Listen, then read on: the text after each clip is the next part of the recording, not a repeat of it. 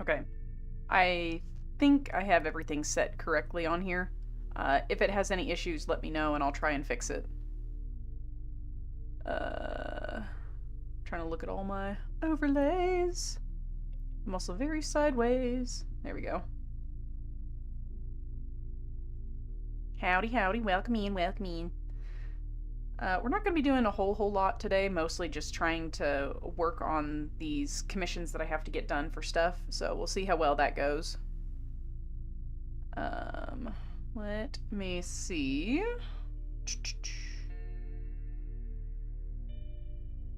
I think that's everything. Okay. I was trying to make sure that I had all of my references pulled up for the character in my other monitor so that I can see everything, but it looks like I've got them all. So at this point now it's just a matter of... Oh, turn off X-ray mode. It's a matter of just refitting some stuff to not be quite as squimped, because I think this asset was designed for the Nova Beast, so it has like a wider front portion and there's clipping stuff I have to fix on it. Gotta make the hair make sense, you know? If my keyboard would focus on what I'm looking at, that would be great, though. Let me tilt my head up just a little bit. There we go. That's better. Howdy doody. Okay, I'm gonna pull those out a little bit. And then we've got some funky cross weights going on here. Oh, that's weird. Okay, I guess those are supposed to look like that. That's a very strange way of doing hair. Interesting.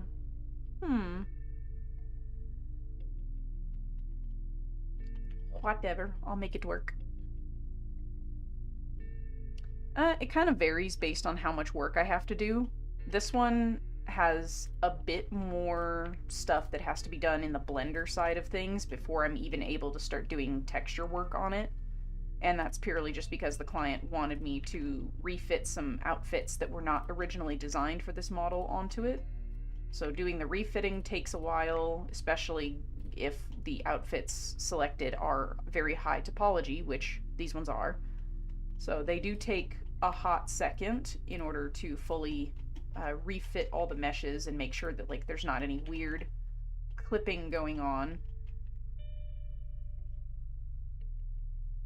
I think that's mostly everything. I am gonna pull this out a little bit though. We'll pull this forward a tiny bit, give it a little bit more volume.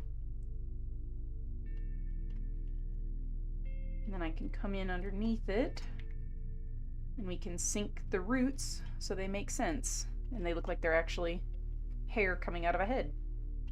Very nice, very nice. I'm gonna pull this one down a little bit too. I don't like how tall it was on the side there. Okay. I think that's pretty close. I'm not a big fan of the angle of this one though, so I'm gonna change it just a little bit.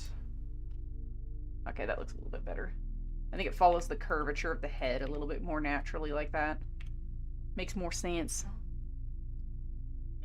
Ah, my eyeball itches. Ah, itchy eyes! Eee. Okay, there we go. I'm gonna be periodically checking Discord to see if my client reaches out and says, "Yes, hello, I am good." Nope, they have not reached out yet. That's okay. That is okie dokie. We will make it work.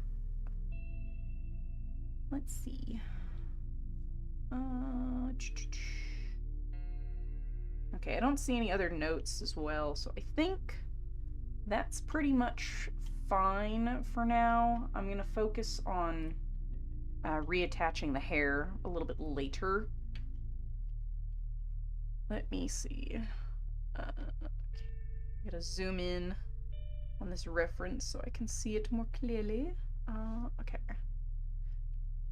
Now she's kind of got like kind of spiny looking horns. Kind of funky looking. You know what? I might just nuke these horns, and then I think I will import mine. Where are you? Where's the pair I want? Is it these ones? Yeah, those look pretty close to the ref. Okay. Yoink. The rest of you, be gone. Reduce, reuse, recycle. I've already sculpted these horns, so, you know, it works out pretty darn good to be able to just reuse them. No, not connected. Turn that off. Okay, I want this one on. Because then we're going to adjust the curve of these a little bit, because they should have a little bit more of an intense curve.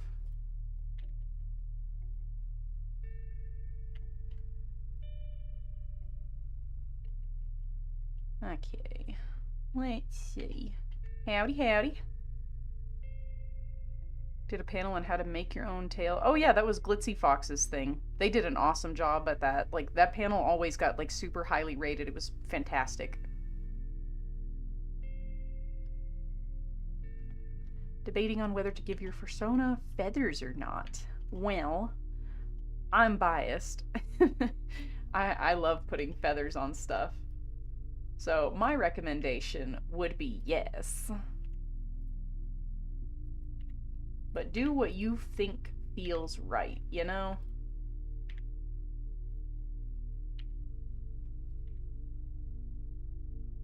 There we go. I kind of like the curve of that a little bit better. I do think the bases need to come down a tiny bit in the middle. More like that. Yeah, that looks good. Oh, wrong button. This one. Now I just gotta line it up with the forehead slope so that it makes sense.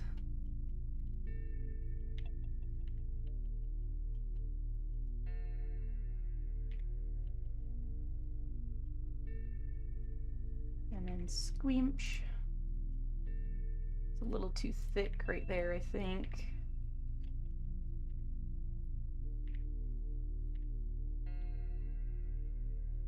Like that. That's pretty close to the reference sheet. I like it. I think that'll work pretty good. Pretty close match to their character as well, which is very nice. Oh, why thank you. I'm glad that you enjoy my tutorials. I definitely need to get around to making more of them. I am so horribly behind schedule with making tutorials. Okay. Let me see. Okay,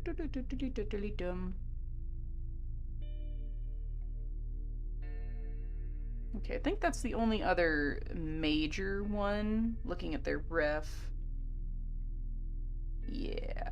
Okay, I think the next part that I just have to do is I have to do some custom sculpting. So I'm going to go ahead and create a mesh plane. Put a mirror modifier on it, like this. And then we're going to make a cute little shape. So let me shrink this down so it's more manageable size-wise. And then I'm going to annotate the shape. So I think it's going to go like this. And then I want it to come down like that. And then it looks like it goes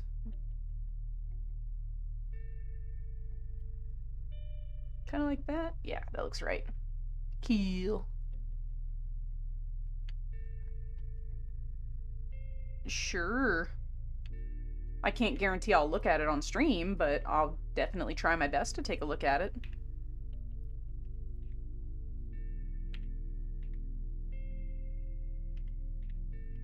It do be rather difficult to look at stuff while streaming and trying to stay, like, in somewhat of a regard, focused to things.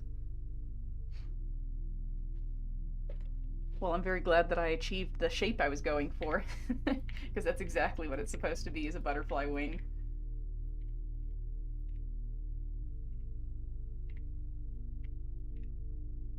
This character has like little butterfly pieces on their head, so I'm trying my best to capture it as close as I can by using my annotations as a guide for the shape. Then I'll come in and I'll smooth out any weird topology stuff later on as I start getting more defined with the shape. All that good jazz, you know?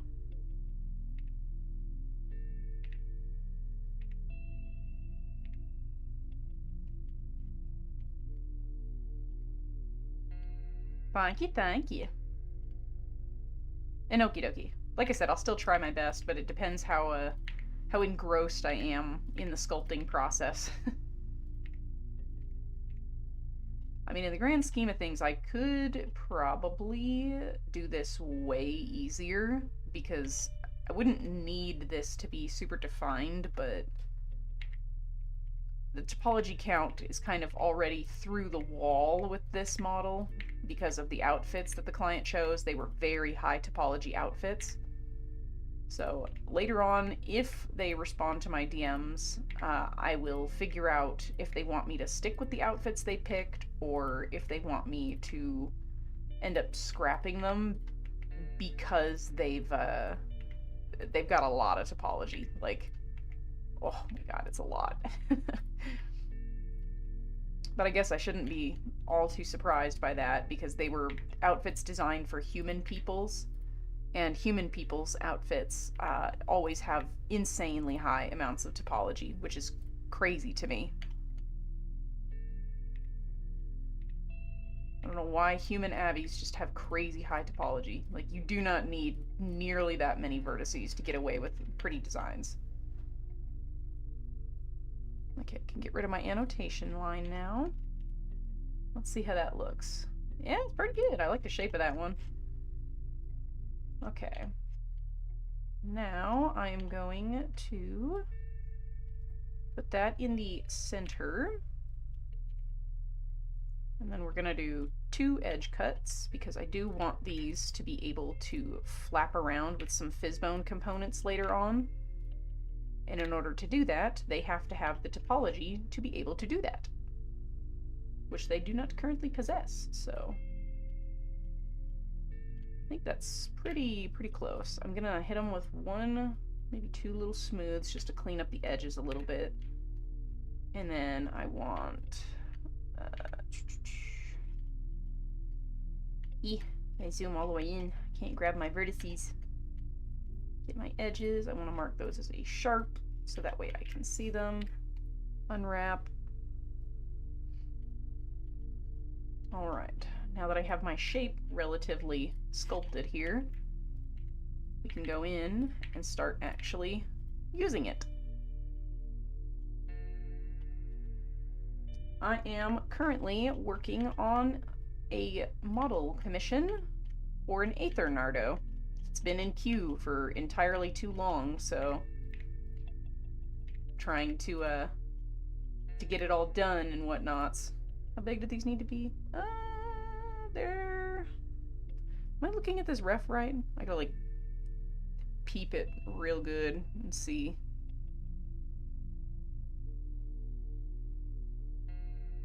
I can't tell if that's part of the... If that's part of the butterfly thing, or if it's something else. Let's see.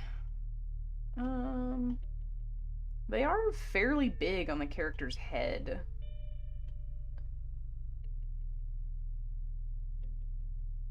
I feel like this might be just ever so slightly too big. We'll bring them down a little bit. And then, oh, I have it turned on. There we go. I'm going to bring a little bit of curvature in. Like that.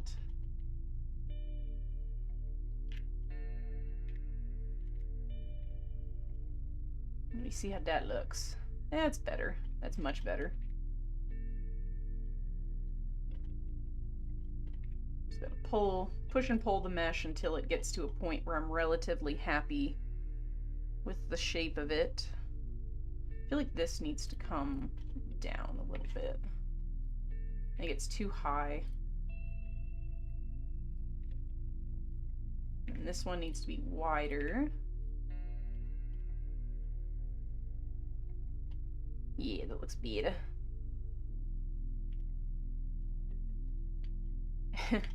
Yeah, they've got like little like butterfly frilly bits on, looks like their ears and I think their ankles. I don't see any on the arms. So it should just be the 2 locations, which is very nice. Now that I've got these relatively shaped, I'm going to duplicate the mesh. And then I'm gonna bring it down here to the leggies. And we're just gonna tweak it until I'm happy with the shape for the legs.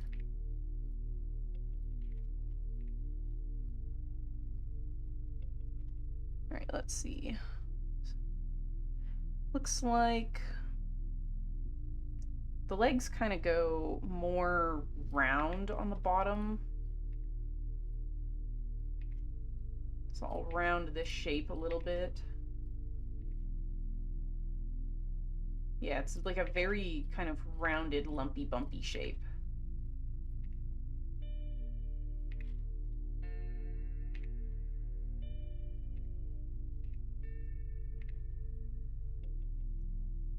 And this is more flat down here, and then it kind of puffs up again near the edge.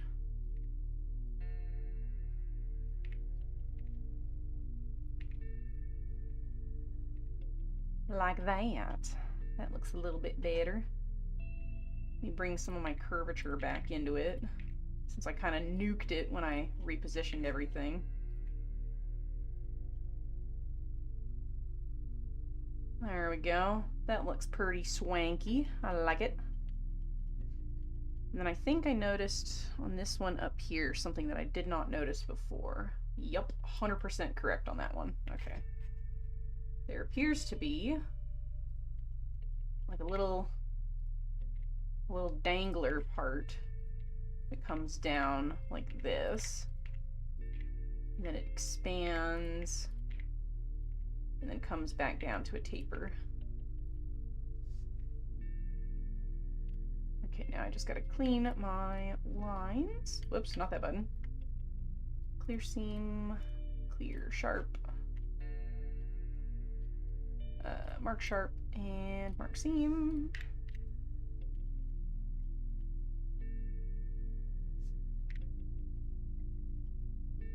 Okay. Now I just gotta fluff this up again, since I kind of defluffered it by adding the tail to it.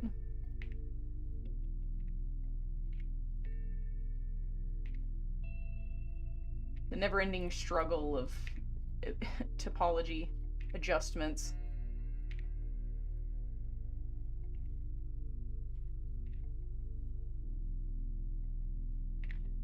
There's something like right here that's just bugging me. Haha, get it? Butterfly bugging.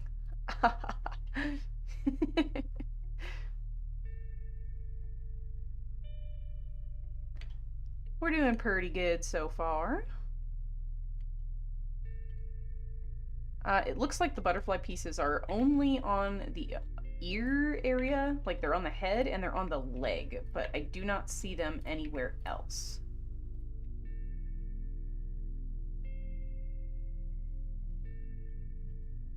I'm gonna double check the reference sheet, but I am like 99.99999% sure.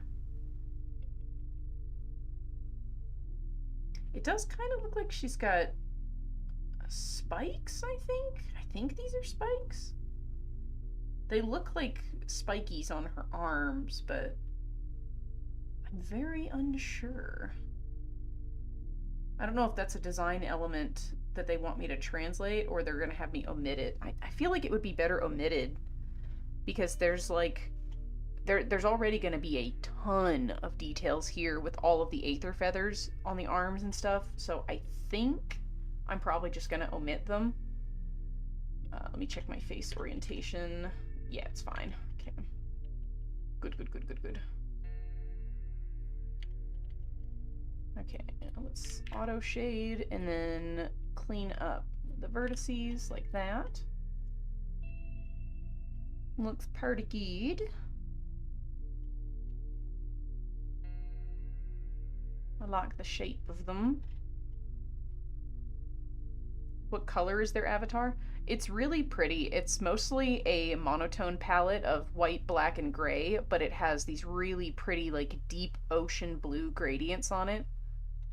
So it's gonna be a really pretty one to get the texture work done on.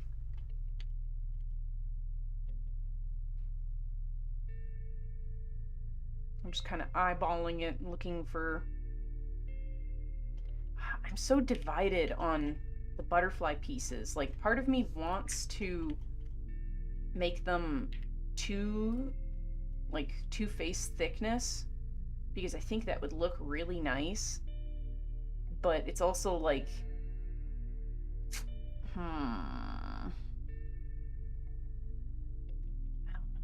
It's a lot of topology that adds. How much did that make a difference? Yeah, that added like 200 for just the heels.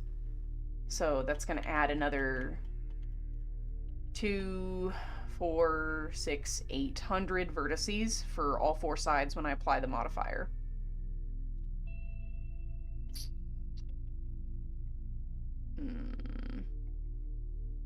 I'll leave it up to the client's discretion. We'll see what she says about it. I think it's good like this for now. Okay. As for the modeling thing, I do offer one-on-one classes if you subscribe to my Patreon at the Platinum tier, which is unfortunately the most expensive tier, but you are able to use your Platinum membership to get one-on-one classes for up to 3 hours a week.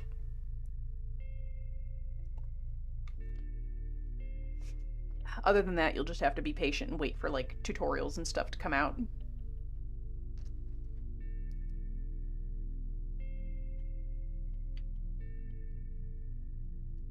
There's a lot of, like, really good things you can do by...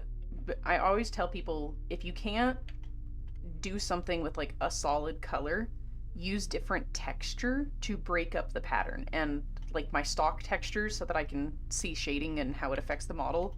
These are just stock, they're all one solid color, but the scales have a metallic on them, as well as a roughness change from the rest of the surrounding scales. So it adds like a nice little dynamic color difference that breaks up this otherwise solid palette of just solid white. It makes it easier for me to see what I'm doing, because that does get rather difficult at times. Okay, we're gonna merge these 2 components, I think. Oh wait, no, can't merge those components because this needs a vertice group. Waypaint. Doop, doop, doop, doop, doop. Now that can merge down. And then I'm going to grab this. And, oh my god, shush, I don't need to see that. Give me... Oh my god, I forgot how crispy that was. That's fine. I can still make it work. It's because it's got all the additional layers and stuff on it. Let me see. Let's put you...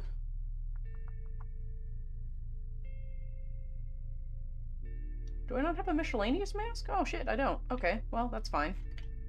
That's fine. I can put it over here, maybe? Actually, probably be better down here, I think. Make it fit. It don't gotta be perfect as long as it fits.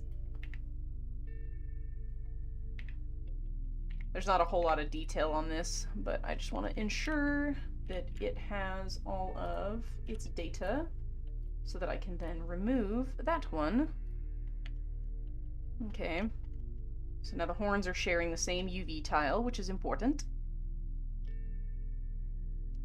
Well, unfortunately there, Darkness, I don't know what else to advise for you. My time, unfortunately, has to go towards commissions and paid content stuff that, like, I have bills to pay. My art is my full-time job. So unfortunately, I can't do one-on-one classes for free. It don't work.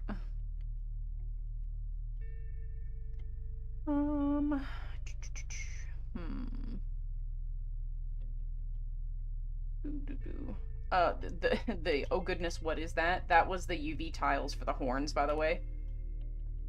They're like separated into individual chunks so that they have this really cool stacked design to them, and the shadows and lights will hit them in like a really cool way.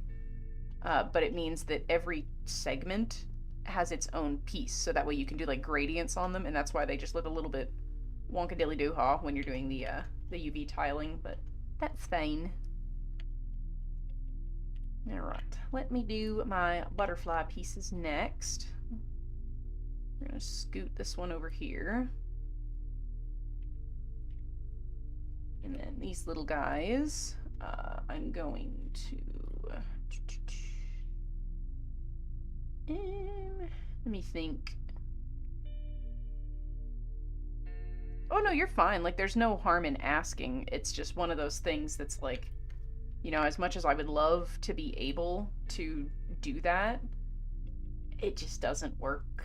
Like, I don't think there's any possible way that I could do that kind of thing for free. It's just too much stuff. Like, there's too many unknowns, there's too many things that will... What did I... A bone was added to the hidden collection wings. What do you mean? You best not have added nothing to the wings. I'll kick your butt.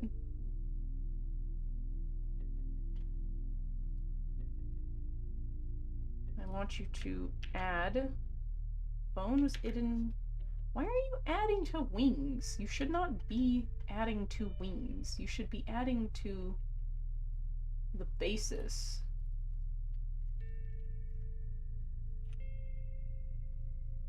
You... How can I make you select my thingy-mabobbles? Oh, because I'm in object mode. You assign everything. Now, ha ha ha ha, I figured it out. I was losing my marbles right there. Oh yeah, I'm very glad.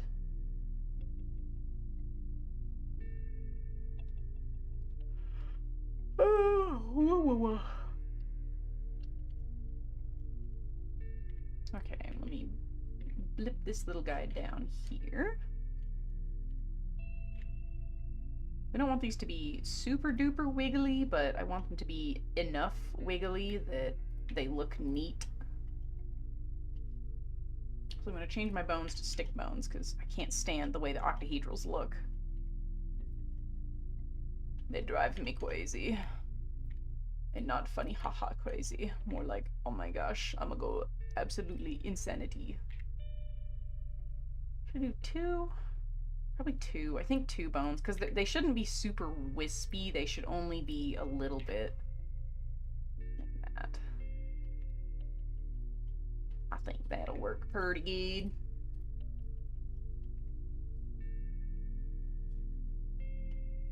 I knew that one was going to be off-centered. There we go, and then we're going to add one more big bone right here. And we're going to skedaddle it up here.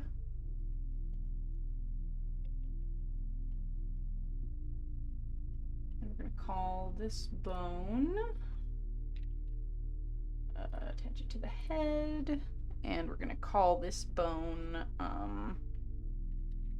butterfly ear root. And this is going to parent to the root. This is going to parent to the root. And we're going to call this one bee ear under. Bee ear top 1. Top 2. Armature. Names, auto left, right, and symmetrize. Nice. They're my little butterfly ears. I'm gonna pull this a little further down though, so it grabs the tip for deformations. Very good, very nice. Oh yeah, this isn't my first rodeo. I've made many an ear, and I know that by getting away with this few bones, when I go to mess with the fizz bone components, which I'm going to bend this ever so slightly so it has a higher curve, I can make these look bouncy, which is kind of what I'm going for. I want them to be bouncing, flouncing all around the floor. Do-do-do-do.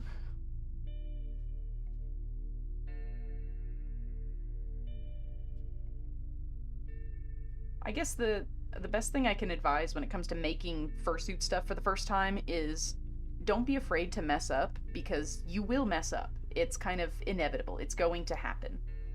The best thing you can do is to just learn from it. So if you're not happy with how something is turning out, then you know for next time, oh, well, I guess that doesn't work. So it's a better learning experience that way, I think. Just have to be open-minded enough to learn. Learn from the experience. Okay, these ones, I think I'm gonna only do 2 bones, and we're just gonna use this as like the primary for this, because these shouldn't be able to flap around all that much in the grand scheme of things. Okay, we do need I need a root bone for this. So we're gonna put the root right here. I'm gonna call this butterfly ankle root dot L. Stinky, give me that. This one, and then this is going to be B ankle 1 and B ankle 2, like that, and then we skeet it over onto the left side where it's supposed to go.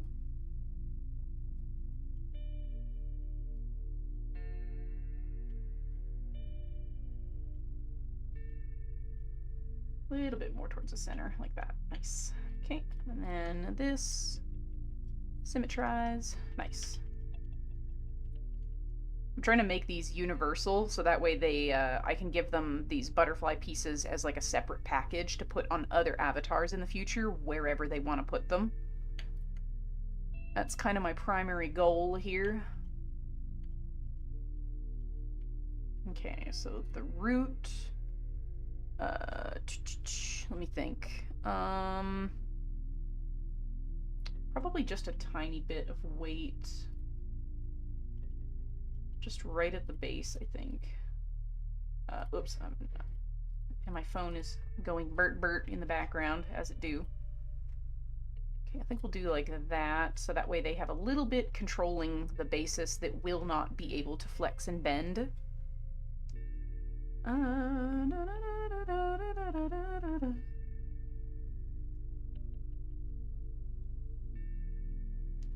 Sorry, it was one of my friends texting a group chat. I wanted to make sure that it wasn't something of dire emergency.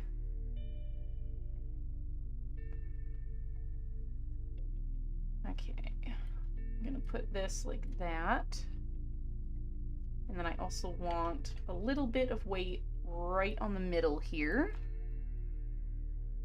because when I paint this one, I'm going to do the opposite.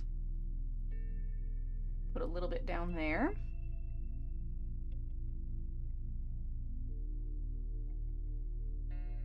Like that. And then this one should get around here, like that. Because that way now, when I move these pieces, I'm going to push it just a little bit further down, I think. Kind of wrap it around a tiny bit, like that. Oh, not that. Pressed Windows key instead of Alt. Because now that will kind of ever so slightly push down on the lower half, enough so that when these two overlap with each other, they don't get like a weird crispy crunch going on. They just kind of lightly fold into one another. I think that'll probably be the better way of doing these little guys so that they work very good, very nice. Now that they are good, now I can come in and I can remove the root. Because now they're properly weighted, so I don't need that anymore to ensure that they won't go floating away. And that way they can be rearranged on whichever character's head that they put this on. Very good, very nice.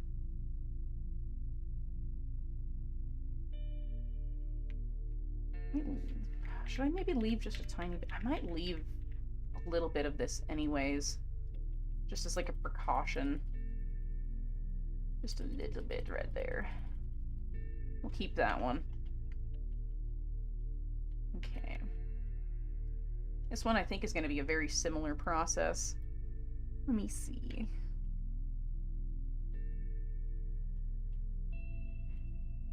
The electric knives definitely save your hands a lot. You will shred your hands trying to sit there and, I don't know, do everything by hand by cutting it out. Just be extraordinarily careful, because those knives are crazy sharp, and it would be really, really, really bad if you got hurt trying to make fluffy animal costumes, you know? Please be safe. Use proper PPE if you need to.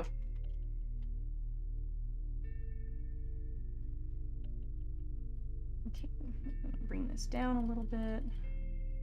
I didn't like how far out it went like that. Alright, let's see. God, you know how many times I'm gonna hit Windows key instead of Alt? Okay, I think I'm gonna push this a little bit further down here, and then I'm also gonna put a little bit of it on the end on this piece. A little bit less. Slightly too much there. We just want a little itty bitty bitty bit.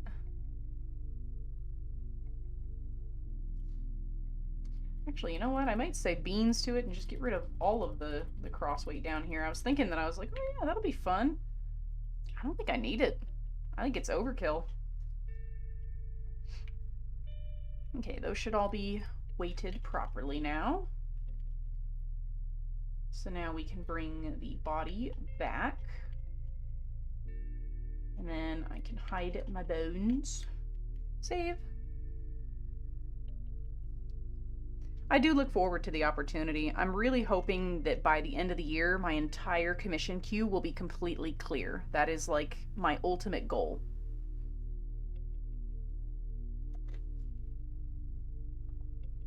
There we go. I also still don't know why my chat box isn't appearing on screen. It's really annoying because even when I run it through the tests work fine. Like, it'll show chat popping up in that box, but then whenever I try to do it this way, it just doesn't go. So, I don't know, maybe it's a stream incompatibility thing or something. Nope, this is not a Nardine. This is the basic Nardo. It just has my edited feats on it. And then I did a little bit of body topology cleanup because they wanted it to be a little bit more curvy, so I just used the existing Nardo body shapes.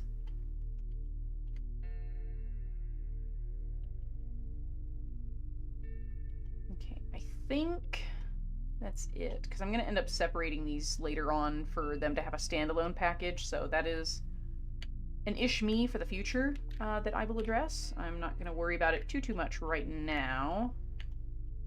But I am going to select all my bits here and make sure that I have them, and then select body.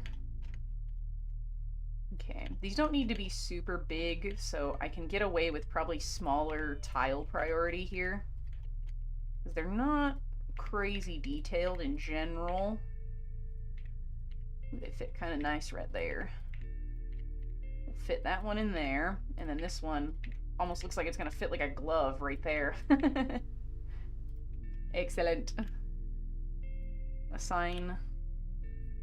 And then we can get rid of the new generated material like that. Very good, very nice. Save. Yeah, eventually I want to... Excuse me, I had a frog in my throat. Eventually I'm gonna do like a full custom model for the Aethers, so that way they're like their own thing and they're no longer... Oh my god, I need to slurp some water. I'm like having the horriblest frog in throat today. Ah, goodness gracious. But eventually I want to sculpt like a full custom Aether so that they're their own thing and they're no longer like kit bash kind of things anymore, because I think it'd be really fun to have them be their own standalone, and then I can sell it as a base and other people can make their own, so it won't be restricted exclusively to commission only, which is something that the creator of the Nardo has set in place. So, yee. Okay, let's see here. Let me think.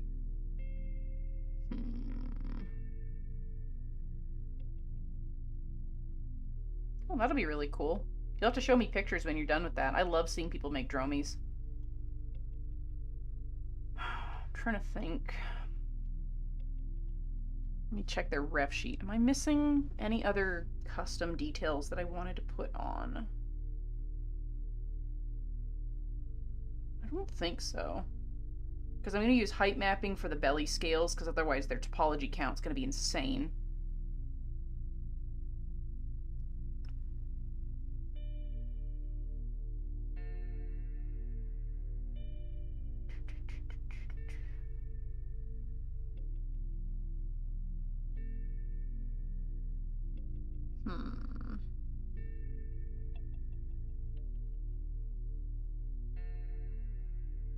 No, I think that's about it, because there's not a whole lot else that I think I want to do, because they've got, it looks like they've got spikes on their arms, but like I said earlier in stream, there's going to be a lot between the fluff and the feathers and everything else competing for territory that, like, I don't want to accidentally end up having too much real estate going on in here, because I feel like it's gonna cause problems, so I would prefer to not have that happen. But I am going to whap this so that I can make absolutely certain everything is in rest pose, which it looks like it is. Very good. Okay, let me see your base. I want to make sure. Okay, yeah, good. I did put the canine teeth in there. The teethers. Rah, rah, rah, rah, rah. Good. Good. Okay, I think that's pretty much all of the standard stuff done on this. The only thing I know I need to do that is going to be kind of icky is... there's so many outfits. Like, oh my god. What I was saying in stream earlier was the topology count that comes with the other stuff is insane. Because, like, for example here, I still have to refit this one, so I guess I could sit and do that for a minute. They do want this outfit, and thankfully this one's not too bad, but still not great. Okay, let me see. I need you, come in. Need to refit this portion to the leg. Oh, I see, you've got that going on. Okay. Okay. So sometimes this happens over here where you see how that's not totally moving symmetrically. I'm gonna try and snap it to symmetry and see if that fixes it.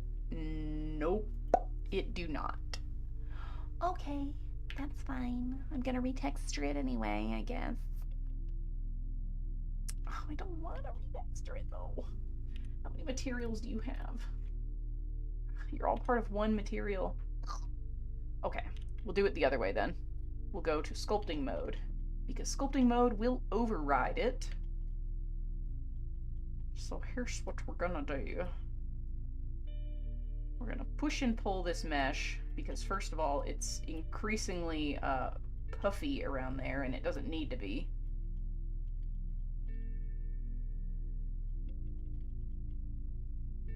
Sculpting mode is good because it will ignore topology inconsistencies, but it does have a downside, which is it will make it very hard to adjust in edit mode. But thankfully, with this model, I don't think that's going to be too much of an issue, because I can just manually adjust things later on as needed, and if it's slightly asymmetrical, then I'll just fix the asymmetry when I get to it. Not too bad. Also, you focus on the model, please. Blender, I'll kick your butt.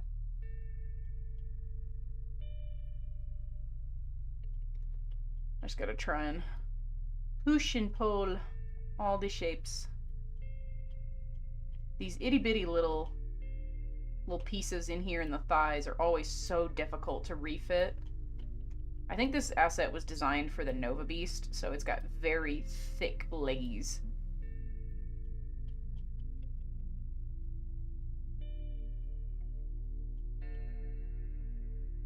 Okay, I gotta turn my size of my brush down a little bit. Oh, I don't know. Am I making a new anthro for myself? No, this one's a commission. My new anthro that I did fairly recently, or rather that I completed fairly recently, I should clarify, because it's been an ongoing project for like 6 months, I think? I started working on it 6 months or so ago. That personal project finally got finished, and I think it turned out really good. I'm pretty happy with it overall. She's pretty nice. I might show her off during like a VR stream at some point or something. God, why is this so bonky wonky over here? Wait. I'll kick your butt. Because this is like the only asset that's slightly low topo. All my edges. I can see all of them. Oh.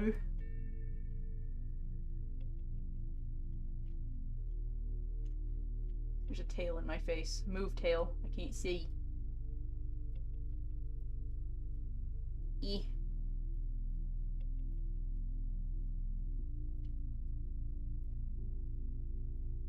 E. Close enough. I'll take it. It don't gotta be perfect, because I'm gonna have squish blend shapes that are gonna change a lot of how this fits. It's mostly just ensuring that it isn't clipping as aggressively as it is right now.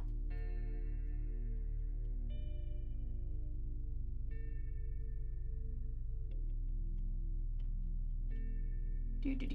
Okay. Alright, let's see. I don't really like the way that's like pulling up on the mesh right there. It looks, I mean, I guess it would make sense that the little hooks would pull up slightly, especially if it's a tight fabric. It would make sense that there would be tension on it. I guess I clean it up and make it work. I do need to hit this area with a smooth tool, because that is super lumpy right now, and I'm not happy with the lumpiness.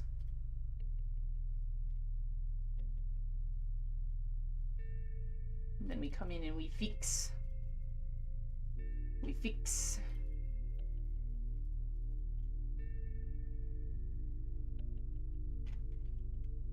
So I can't tell if that's the normals that are being weird right there. Oh yeah, it's for sure just the normals being weird. Okay. Let's see if we can fluff up your ankles a little bit. make this mesh behave.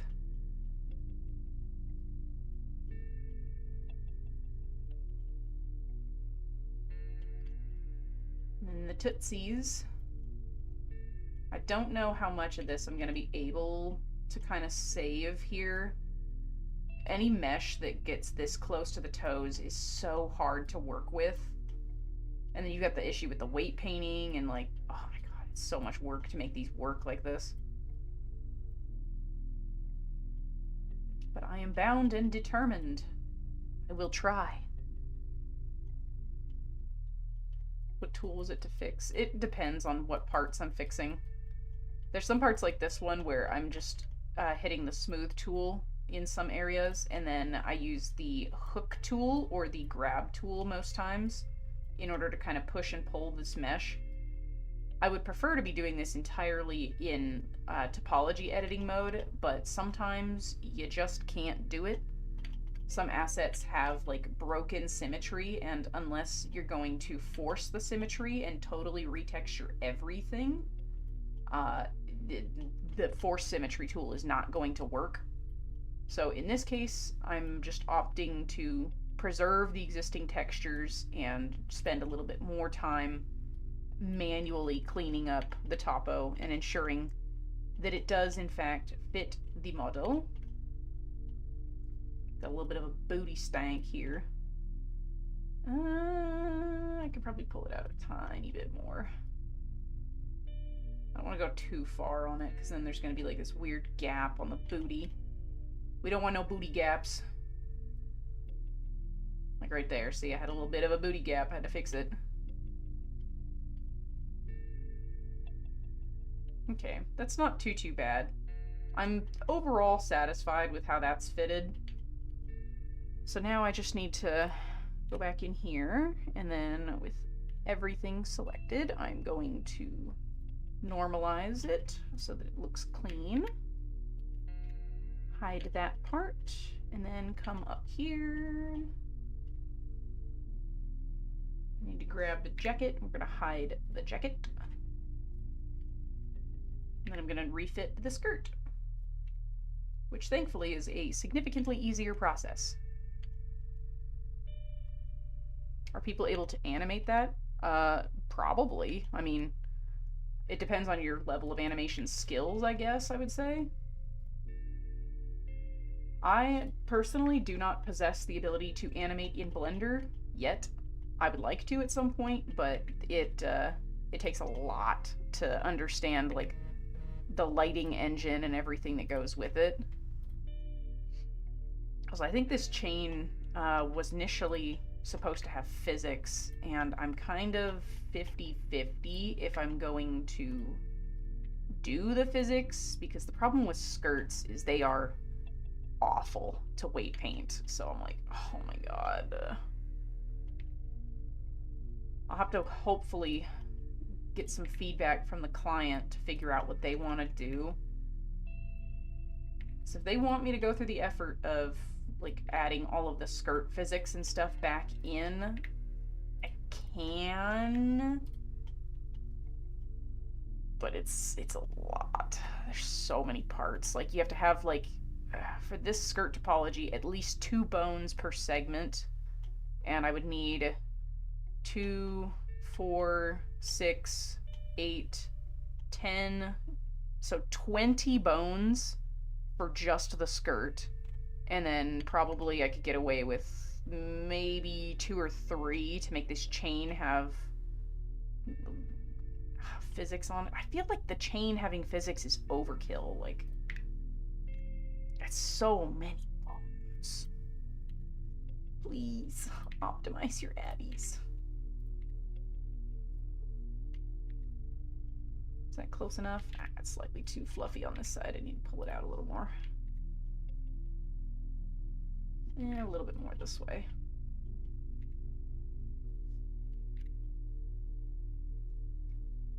I think for the sake of performance, I'm going to sacrifice the chain having its own separate physics here. Because I think between the skirt, there's going to be colliders insane, which is crazy. Yes, this will indeed be saved. All of my live streams are saved, even the super, super long ones. There's no clipping on the under part, is there? No, okay, good. I was like, I didn't even... Oh, hiccup, I didn't even bother to check if there was going to be clipping there. Alright, then let me do the jacket. You can definitely tell this was for a Nova. It's huge. The Nova has such a broad chest.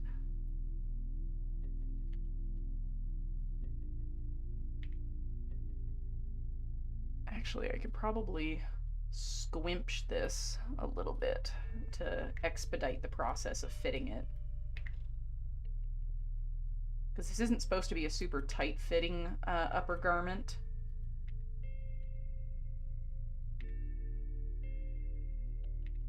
So I'll give it a little bit of breathing room up here.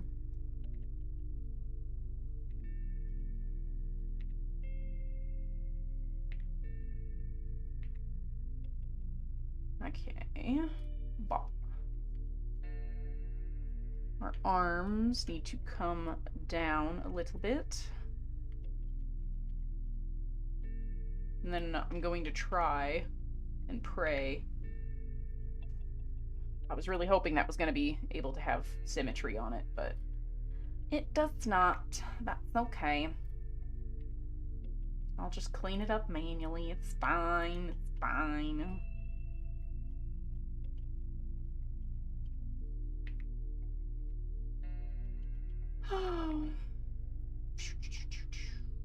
Right, this can get pushed in a little bit, and then I'll just manually pull the backside. There we go. My shoulders felt a little bit intense back there. I didn't like it. Pull that forward a little bit. And it kind of looks like both of these need to come up a tiny bit.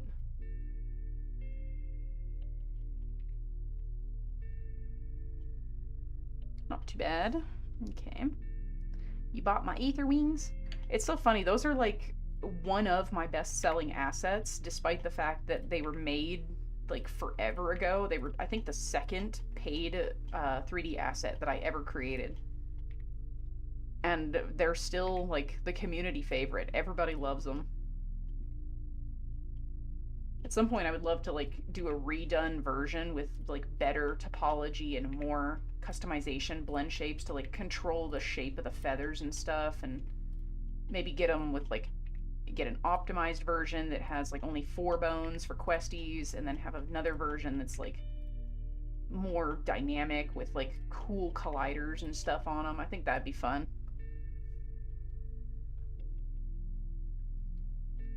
For commissions, do we provide you with the assets or do you pay for them? So that is a fantastic question, and it's something that I'm going to be making a whole episode of my Ruffled Feathers series about, because there are so many people who aren't fully aware how digital commissions like VR comms and stuff work. Whenever you commission literally anybody to do a VR commission, or any 3D modeling commissions like this, where you have, you know, the base model by Nardo, and then I've got a couple different outfits here. I'd have to check the credits tags and stuff on them. But I have this outfit, which I can't recollect who it's from. I think it's Dinzy, but I might be wrong. And then there is a Zin outfit for the Zinpia body. These outfits, in order to commission anybody to put something like this on an avatar, both you and the person you are commissioning have to own the digital asset. So 2 purchases. That's why most asset creators or people who do like clothing refits, they will charge the cost of asset plus however much to refit it, because they have to acquire the asset. It is like, it's kind of annoying, but it makes sense, because you wouldn't be able to essentially, like, the best way I can describe it is, I did not own this top until this client commissioned me. So if they bought it and then gave me this top, that's then illegal distribution of a digital asset. They're Like, it can get so messy so fast if you don't verify that kind of thing. So that is why it is so vitally important that both parties have to confirm that they own these assets before accepting or doing any commission work. That's something that I want to go more in-depth detail on when I make my Ruffled Feathers episode, because I'm going to talk a lot in that video about a lot of VR stuff in specific, because there's a lot of things that in my years I've noticed that are really frustrating, that there's just no common knowledge for. And I want to be able to go over those topics with more profound research and examples and in-depth explanations of the who, what, where, when, whys, because I think that's something very important that a lot of people should know. So, yeah, that's the TLDR synopsis of it. I need to puff out my jacket because my pockets are clipping. Is this gonna come with the zipper? Let's find out. Oh, thank God it does. I was so worried that wasn't gonna follow the zipper. I was like, oh my God, no. Okay, this one is gonna be a little bit more persnickety, I think. Oh, thankfully not too bad. Not too bad. I was worried it was gonna be more aggressive than that to defluffify it. Armpit clipping over here I gotta fix, like that. I think that looked pretty good. Some of these areas, I know that the meshes are close. Like right here, you can see there's one that's really close. So I'm gonna pull that out a little bit. This reduces the chance of these assets clipping into each other, because this has like the overshirt and then there's like a little undershirt underneath it. But I think they are sewn onto the same mesh. So I will find out, actually, by doing this. They are not sewn onto the same mesh. Well, I will be surprised. Color me surprised.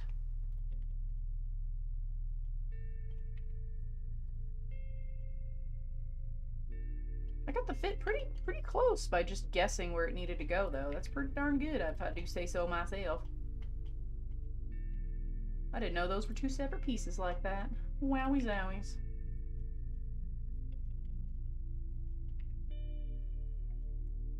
Kind of refit that corset top a little.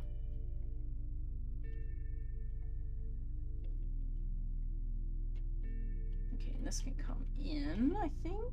Yeah. Like that. Get in there. You get in there. We check for clipping. I don't see no clipping, but we've got the same problem I have with my IRL bras, where they be spilling out the edges. There we go, that's better. Let's see how it looks with everything together. We got any weirdo clipping? Yup, we sure do. Right there.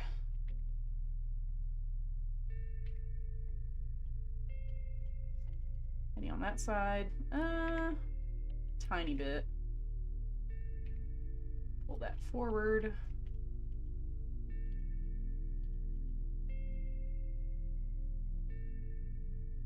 Okay, I think it was mostly just the bra area that was having issues. So we're gonna grab everything, clean up the normals. Okay, cool. That one fits pretty darn good. Oh, stretch. Oh, big stretch. Oh, you gonna draw me? I look forward to seeing it. As for how much these commissions cost, it varies very wildly based on what you want created, because the more Blender work I have to do and the more Unity work I have to do, the more expensive the model will be, because I despise Unity.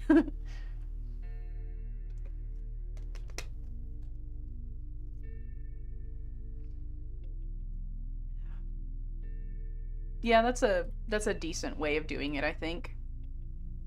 50% of the asset cost.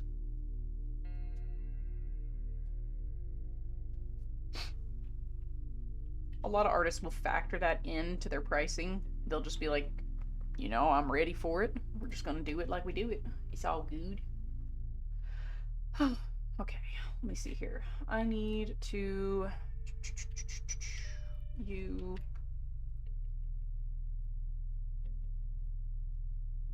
get out of there. Data transfer from body object. Base interpolated. Generate layers.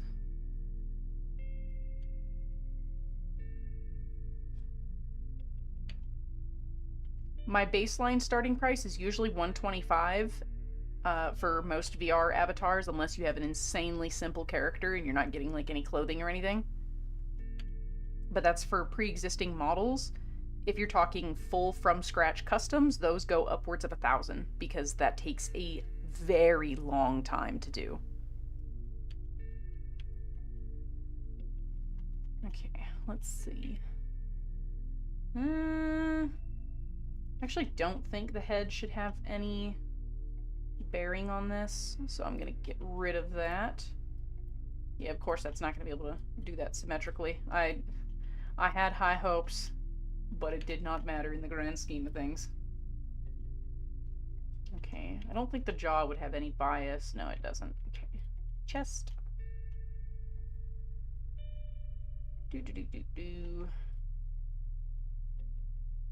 Chest looks fine. Boob. Smooth out the boob.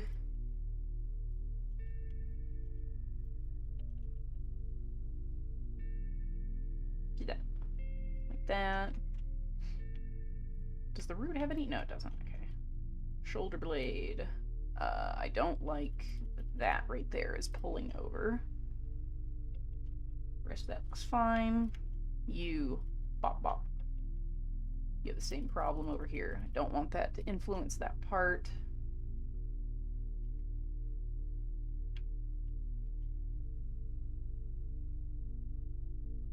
That one transferred pretty clean, actually. I am surprised by that. Usually you have issues with the armpit overdrawing. Does that have anything on it? I think it does. Ooh, it does. More than I thought it was gonna have. Spine.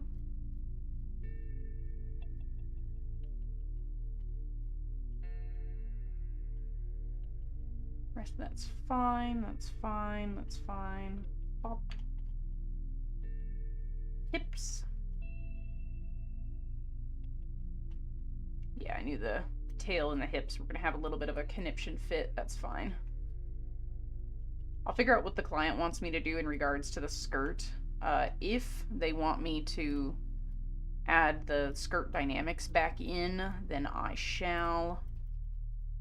But I will wait until they have feedback for that.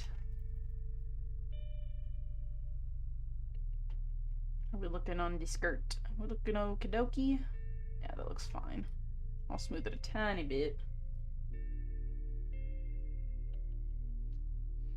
I work fast sometimes.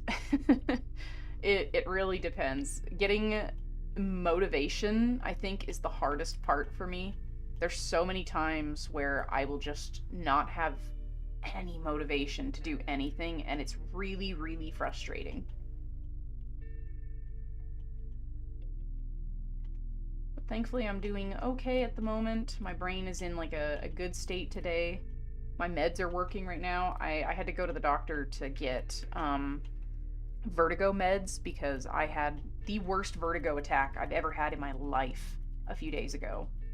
And it was awful. Like, I couldn't even stand because of how bad it was. I couldn't look at a computer screen, which majority of my work I do is looking at a computer screen. So I was like, oh shit, this is bad. But now I have a fat doctor's bill I have to pay, so I am not super thrilled about that one. That do kind of suck. Ooh, what was that one? Oh, thank you for following. Or subscribing, I think. I'm on YouTube, that's right. forgot. I forgot. It's fine. I'm gonna clean up the bottom of this because I don't want the tail to influence the bottom of the skirt, but I do want it to be able to lift on the top a little bit. Just a wee bit. And I don't think the third bone should have influence. No, it doesn't. Okay, good. Good, good, good, good, good.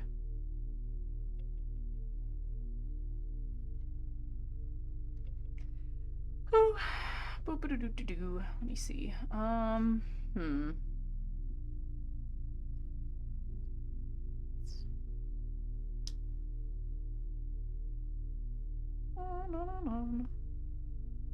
So I don't personally disclose how much a client paid for their commission because that's confidentiality between the client and myself, and sometimes people don't like to be put on the spot for how much they paid for something, but I will say it was a triple digit. Well, it's different than feeling spinny. The vertigo episode was like, I could not stand because every time I stood up, I felt like I was gonna throw up because of how dizzy it made me. Like, vertigo is a beast of a thing to deal with, and it's awful. I despise it. So it's very, very different compared to just feeling dizzy and lightheaded.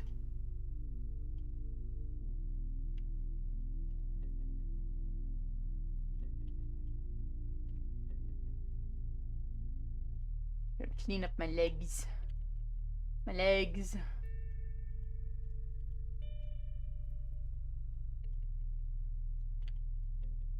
that cross weight down there? That is cross weight. Get out of there. You don't need none of that. Okay, the toe bean. I'm gonna smooth out the toe bean. Smooth out that, because I don't want the little butterfly bit to have any control over that leg portion right there. It doesn't need to affect that. And then the foot. And the foot. And the raptor toe. I'm going to smooth out by a significant portion because that does not need to have that much intense heat on it. I'm going to assume all of these toes probably have some control over this. I almost feel like they should have none, maybe. They have to have a little bit right in the middle there.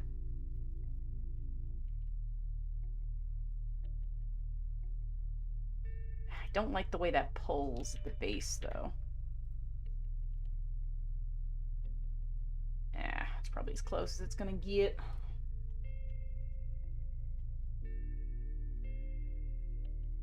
Just clean it up manually a little bit. As long as it's close enough, I'll take it. A little bit more weight right there. That's close enough. Okay, next, this one.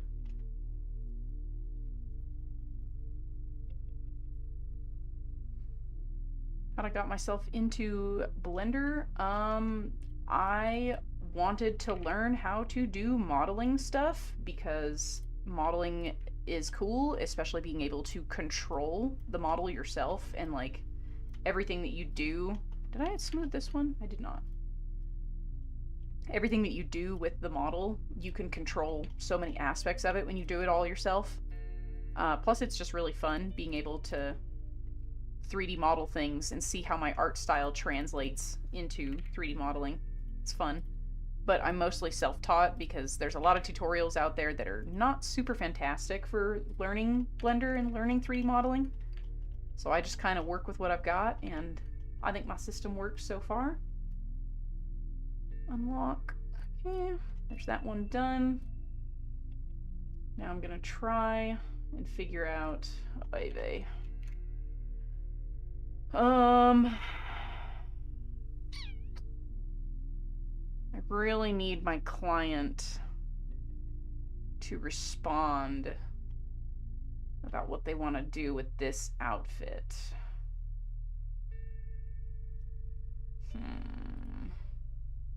Oh my god. How many bones is in this asset? There are 69 hair bones in this hair asset. That's insane. Oh my god.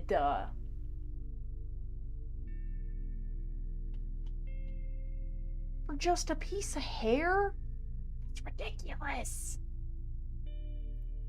Look at that. Why do you need that much? You could get away with maybe 5, 8 bones at the most if you wanted it to be extra whimsical.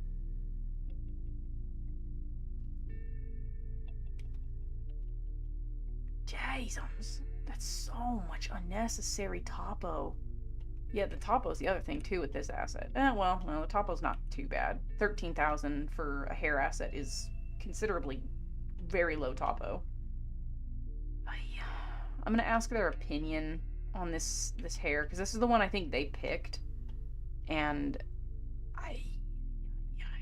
the bones. There's so many bones. Oi, oi, oi. Bish. Yeah. This outfit though, I need information from my client about this outfit, because oh my god, bro, what the fuck? How much is that without the body?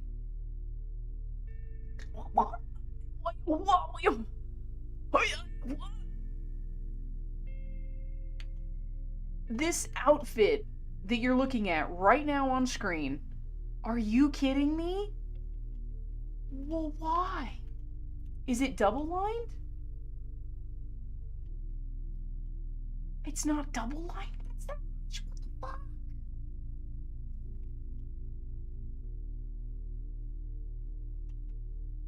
This is 120 vertices. Well, 120 tries, 61,000 Vs, but I just... Bruh.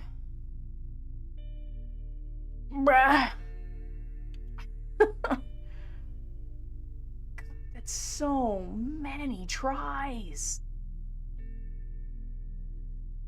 I sculpted a whole outfit from scratch, and it wasn't even remotely close to that. Like this is a big thing for, like, I have a whole segment planned when I talk about, like, performance ranks and stuff for modeling.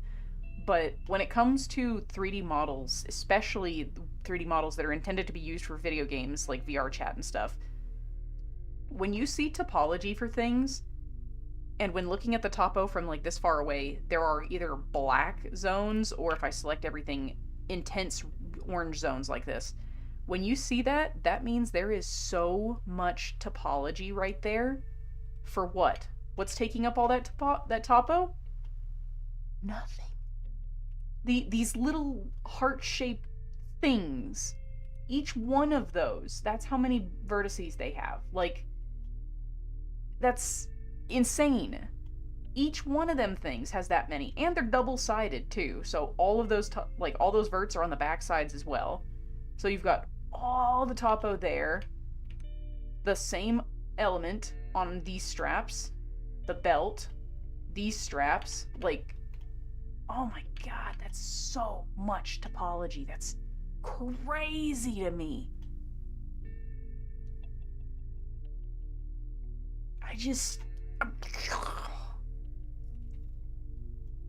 Like, VRChat just launched this big thing where they put, like, you can now gate instances based on avatar performance. You put this outfit on your avatar, boom, you're instantly very poor. Like, that is insane. That's such high topology. And for what reason?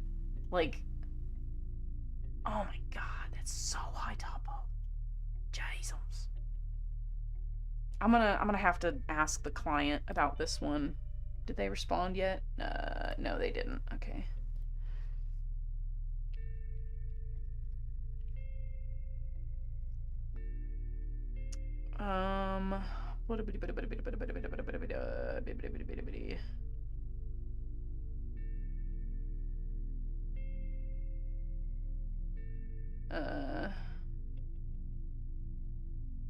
No, they didn't respond. Okay. I was hoping that I had a response somewhere, because...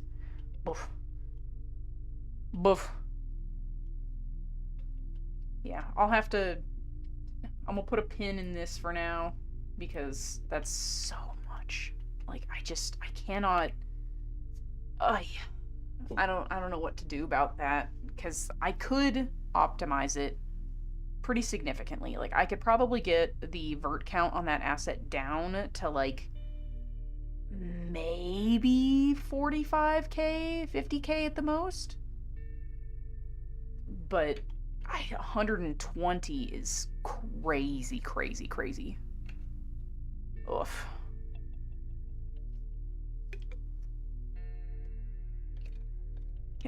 And see, the thing is, you can get away with, like, really low topology stuff and still have it be absolutely beautiful. Like, for example, here, let me open, where are you? Let me open Venora. I just finished her model. This is all 100% custom sculpted. She's got her... I forgot I posed her, so I have to turn the clipping, where is it? Should be... this one. Is it this one? It's that one. And then she should have one for... I thought I had one specifically for my pants, didn't I? Thighs? Oh. I could have sworn I had one that I made specifically to fix her pants so that she didn't squinch herself right there, but I guess I changed it or something. I don't know. Unless it's called hip shrink. Ah, yep, that would in fact be what it is. It's this one. I was like, I swear I know I made a blend shape specifically for her pants. But yeah, she's supposed to be like that. So this is all custom sculpted.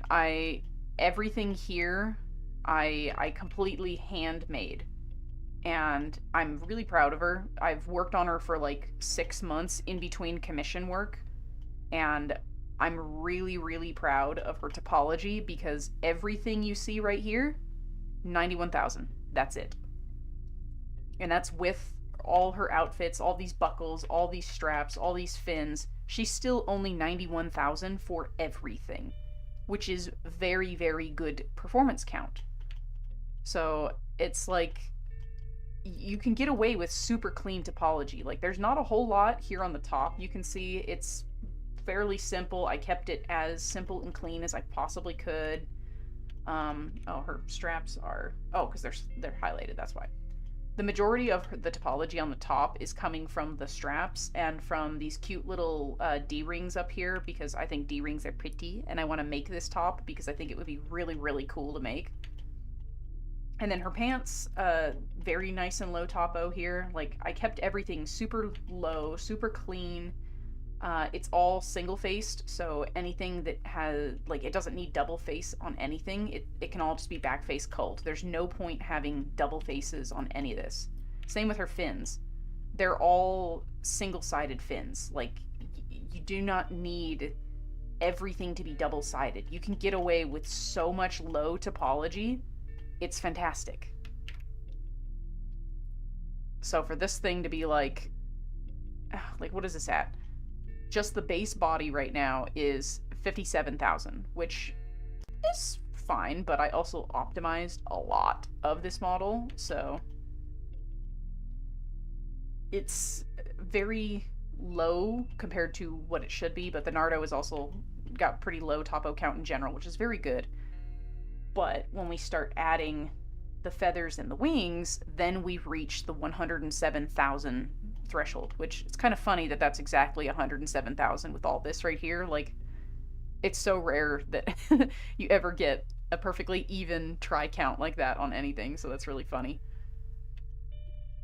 But it's like, you can do so much with so little. Like, you do not need a gazillion tries for stuff, even when it comes to certain clothing. This is my Nardo edit. This is the Aether Nardo. It's one of my signature edits that I offer as a commission type. I can't sell the edit itself because of Nardo's TOS. You're not physically allowed to sell base edits of the Nardo, which, slap on the wrist for a lot of the people that do sell edits of it. You're not supposed to do that. It's against their TOS. But you can sell it as a commission. So the only way to get one currently is to commission me for one. But yeah, this is my Aether Nardos. They're a signature that I produce. The new version of them has a lot more animation stuff in Unity that I'll have to take a crack at later, which is fine. But it's like, I'm trying to think. Like, I don't even know how to describe it, because when there's certain assets that I've purchased that are crazy high topo, like this outfit here, this whole outfit being 120,000 tries is crazy. It's gonna be so much work to try and optimize this, so I'm gonna have to figure out what my client wants to do. If they're just gonna say, beans, forget my performance, I don't care. Because for everything currently, if I also enable the hair, so for everything currently that the client wants, it's 260,487 tries, which is a lot. That for 2 small outfits, that's a lot of tries. So I don't know what I'm going to do here. I need to get information from them to figure it out, but I'll figure it out eventually. I can texture the base body, so that's probably what I'm going to start with doing, and then I will come in and do like the edit stuff later on down the line. How much for this edit? It's the same as all my other like ArtLib stuff, where it starts at 125 and goes up based on how much stuff you want added to the avatar. And then the other problem is you have to wait for a commission slot to open, because unfortunately, my slots are very full right now. As for my Cobra edit, eventually, yeah, I have a couple things that I want to try and clean up on it. I know there's some clipping issues happening with the clothing assets that it has on it right now, as well as I'm going to try and optimize it a little bit better so that it's not quite so high topo, and I can hopefully push it further into like a better ranking, because optimization is great. I had to slurp my water. But, yeah. Yes, 120 starting. The more clothing, the more assets, the more custom textures, the more audio link stuff, the more Unity animations and programming and toggles and all that stuff that you add, the higher the price starts to get. And it does climb relatively quickly the more you add.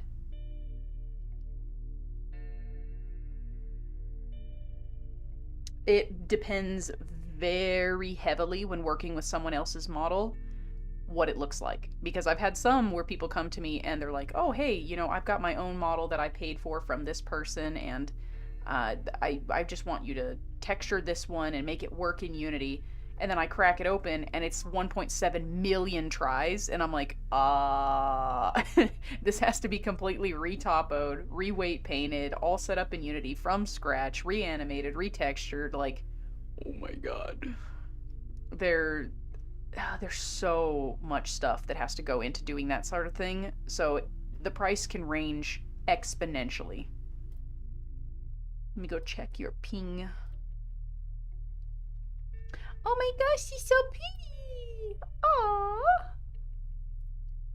I love how you did her head crest. Nobody gets her head frill right. You did so good. You captured her fin spike shape perfectly. That's so pretty! Oh my goodness, thank you! I love it!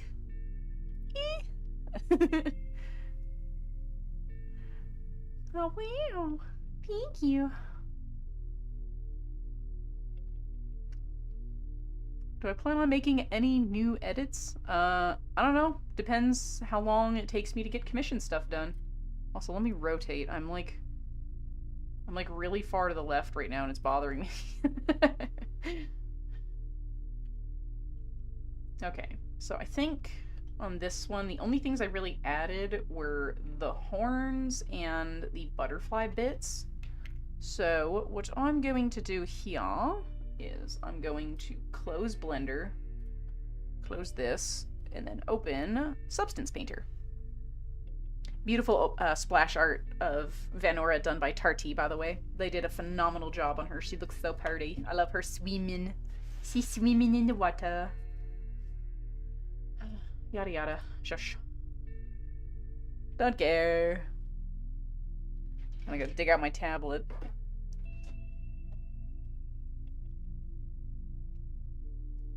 Where's my little plug? I need my plug. There it is. Yeah. Alright. And then open project. Apparently I was texturing the sea sky wings last.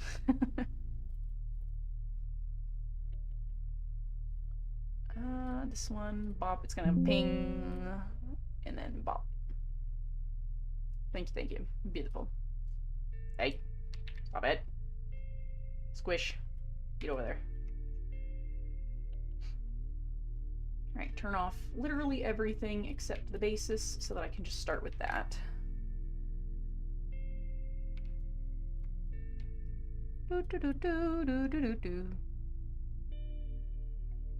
Now I feel like I'm too rotated. Because I was.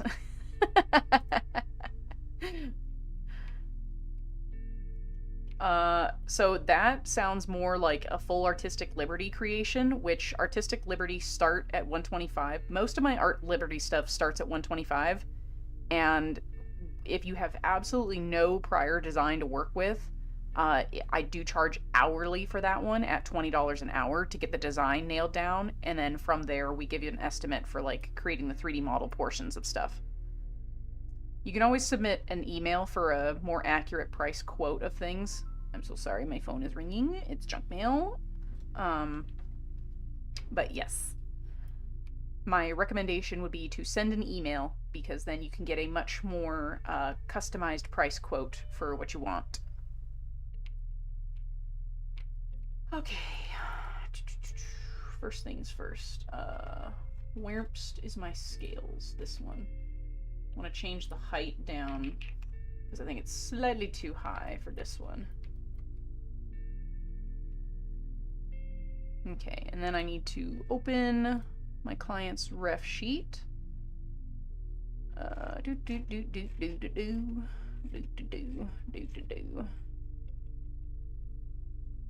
Where's?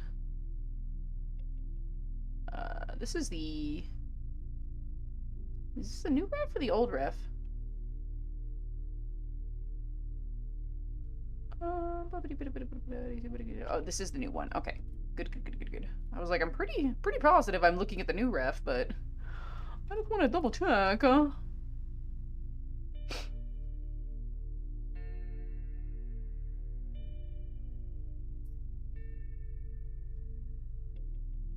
Is that right? Yeah, that looks right. Okay. It looks strange. Okay. Let me create my swatch board. I was texturing Vanora last, you can tell. I've got all her colors in my swatch board. Alright, let's see. We want to grab the first color, which is the primary. And then I want to grab... looks like there are two... Looks like two gray tones. So there's this one. Then there's a dark tone. Is this the same color? Yeah, it's the same color. Then there's a medium gray. There's a white.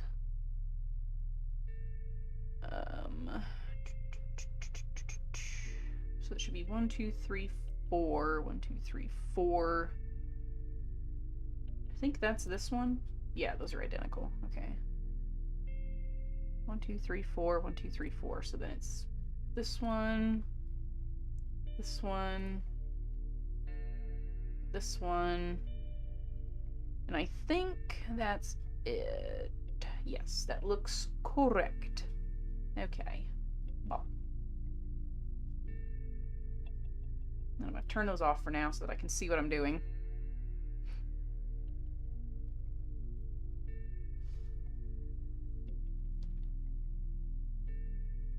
Okay, let me open up my big ref so that I may peep it and see.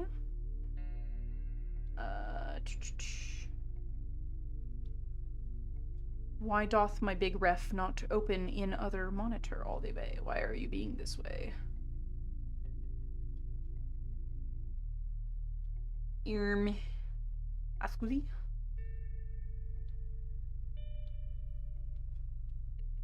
Hold on, I'm so sorry about the delays. Is this the right? Yeah, okay. It wasn't opening on my phone. I tapped it like 4 times and it was just not opening. Okay, that's fine, I guess. Whatever. Alrighty, let's see here. I think we're gonna start by probably putting down the...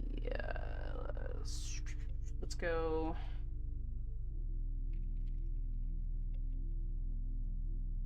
There's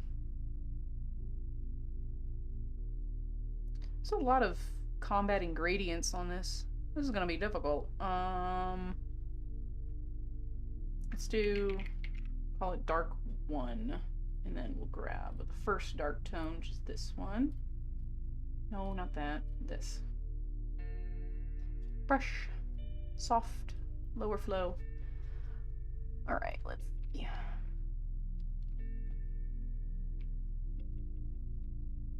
Okay, it does look like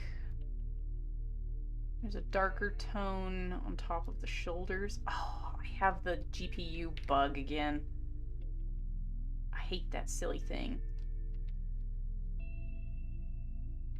Why are you like this? You're being rude. Yeah, this right here, this is a GPU bug. And it's really, really annoying. Like, I can fix it, but... Can I change the configuration? Let's try OpenGL, see if that makes a difference. Nope. Still doing it. Why are you the way you are? Will it do it if I try this?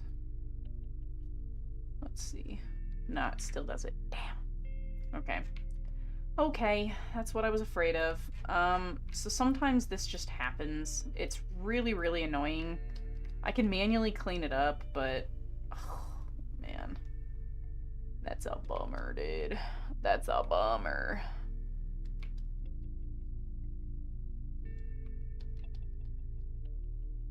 I'll just get it close enough, and then I'll come in and clean up the weirdness that's happening on the arms. That should actually go further down like this.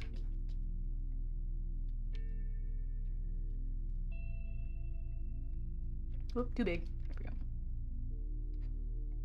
Now we just clean it up. Clean, clean, clean. Just like that. A little bit more right here. Close enough. I get it. Yeah, that do be a GPU thing. It's something new with Substance Painter, and I think AMD graphics cards do it. It's probably not communicating it on stream, but I'll try to force it to happen over here. Right there. Okay, you can see it happen right there pretty aggressively. Oh, geez. And then I'll turn this to base color so you can really see it. So, you can see the problem happening is the GPU is not calculating the UV tile space correctly for when I'm trying to paint over areas, and it creates this really hard seam on all of the seam edges of the model. So it's frustrating, but it is workaroundable. It's just really annoying. Does this go up the top of the noggin? I think it do. It looks like it does. Oh! My nose itches. Eee! Yeah, like I said, there's not much you can really do about it. Just suck it up and deal with it.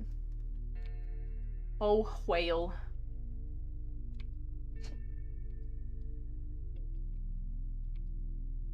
Like that, and then it looks like she's got... Gotta come over here to the exploded model. Because she's got a dark snoot that gradients up the face like this. And it goes to the cheeks, almost to the cheeks. Just like right there. And it's only on the top part of the jaw. It does not go to the bottom part.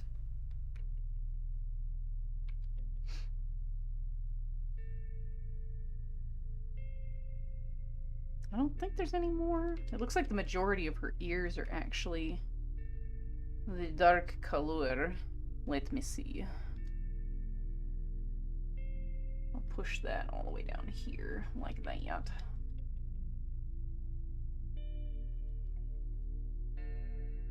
Dark ears. Those do look like they're the double dark, though, so I will come in and I will tint the very tips of them even darker later on. Let me take a peek at the base color again. I want to make sure I've got the right color tones going on. Yeah, that looks right. I think the chin and cheek area just needs a little bit of smoothing over here for when I put in the white color later, like that. Because that does not reach all the way up her head.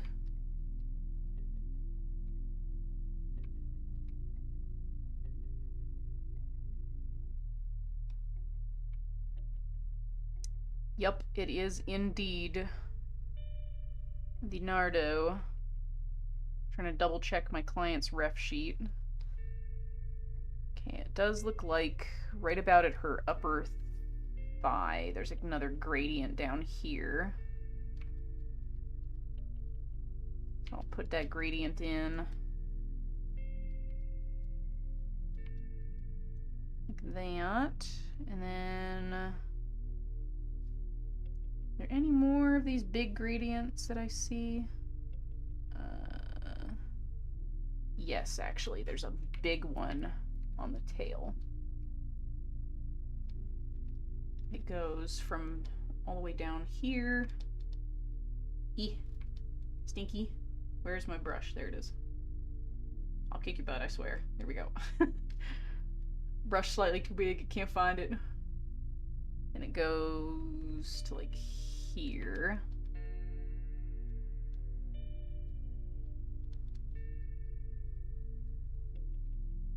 Now we just smooth out the gradient like that.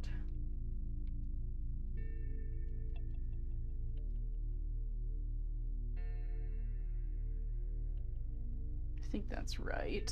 Okay. Let me see. Are there any other gradients I am missing?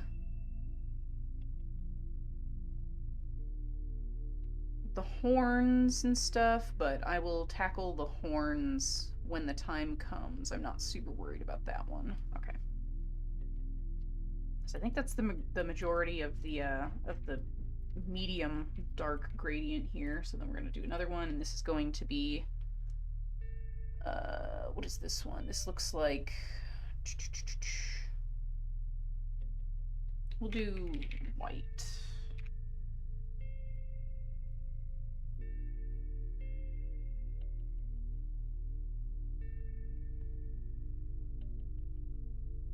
Oh, he go. Okay, the white is less of a gradient and more of a defined brush. So, what I'ma do is, first of all, I'm gonna hiccup, apparently, and then I'm gonna come over here to where my titties is. And I'm gonna map out how this chest marking is going to wrap around the chest. Okay, so it looks like it goes here, here,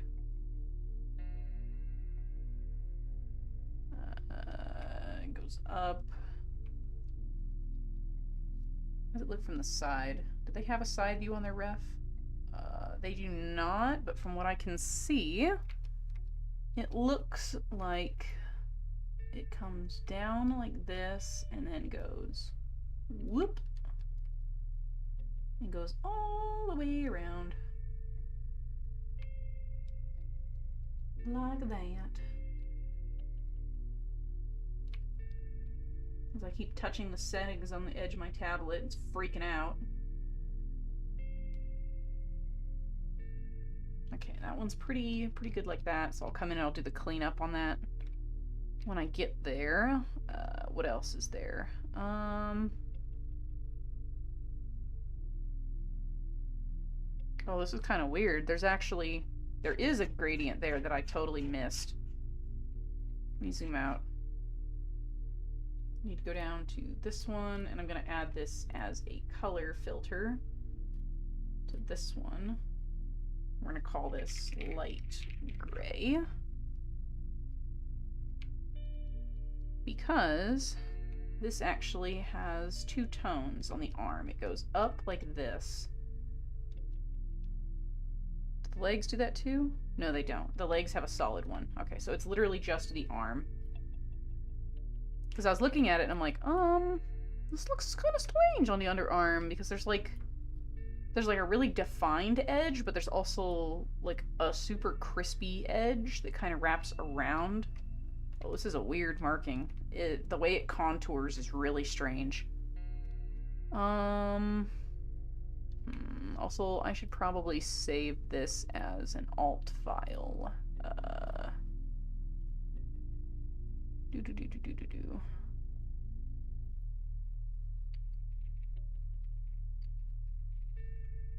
Save that just in case. Let me see. It's like... It's so weird. It's like the whole underside of the hand, so that part I can do. I'll start by just mapping that out, and then I'll figure out the rest.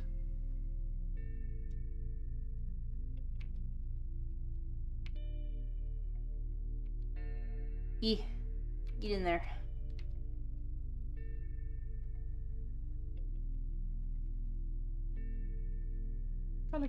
Color. There we go.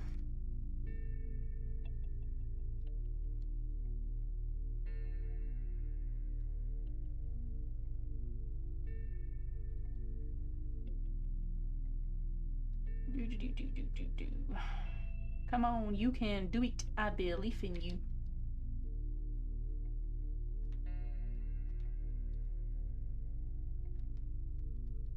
And then flip.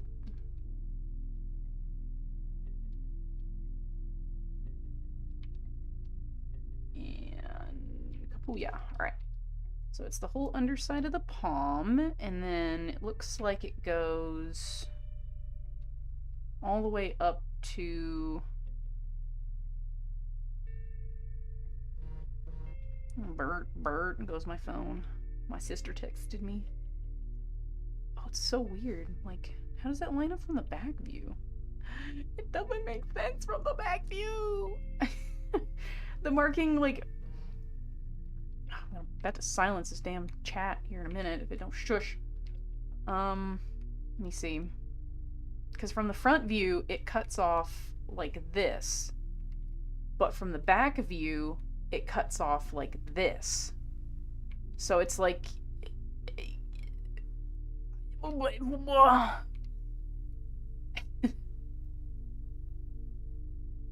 Is shifted from the center of the FBX? Yes, so that does happen pretty frequently. I'm not exactly sure what causes it, but you can easily remedy it by going to this little cogwheel that's up here in the middle of your screen next to the symmetry modifier. When you open this, you'll see the axis position of X. It normally is at 0, which should be centered, but for some models, for whatever damn reason, they are not centered.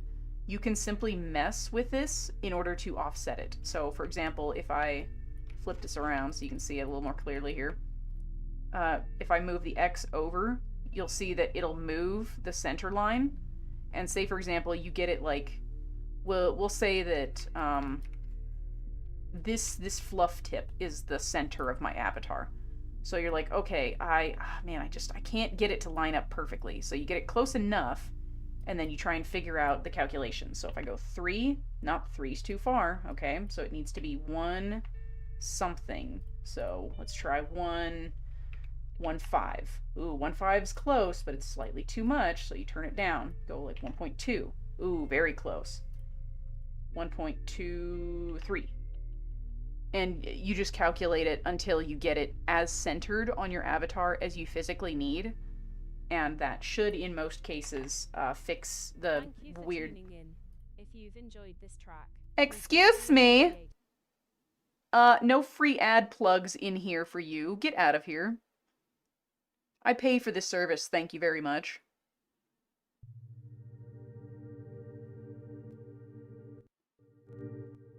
Yeah, that's what I thought. I pay for, like, concentration music, and I have the licensing rights for it, so I better not get a copyright claim on this video or I'll kick a butt. But that's one of those things that sometimes happens. You can move your center line and adjust it so that it's, like, perfectly centered, and it'll stop breaking your details and stuff like that. Oh yeah, by all means. I figured that out just from futzing around one time because I was texturing I can't remember what it was. I think it was a clothing asset, and for some reason the center line was just not at all in the center, and I was so confused why it was not centered. So I was like, I'm so confused. Why are you not in the center? Go back in the center.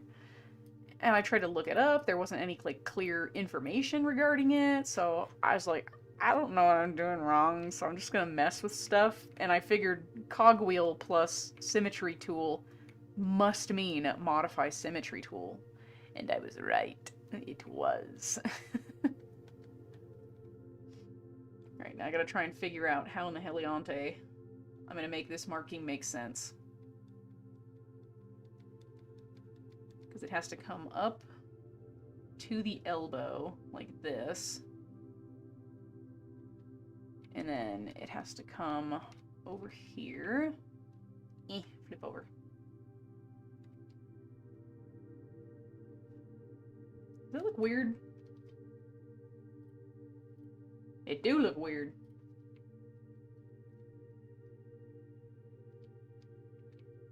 Or I'm over here losing my mind. I'm like, that looks weird. Like, it did not look at all like that was even. Because it wasn't.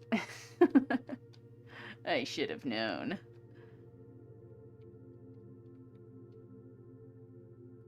Okay, back here, back to this one. Kya.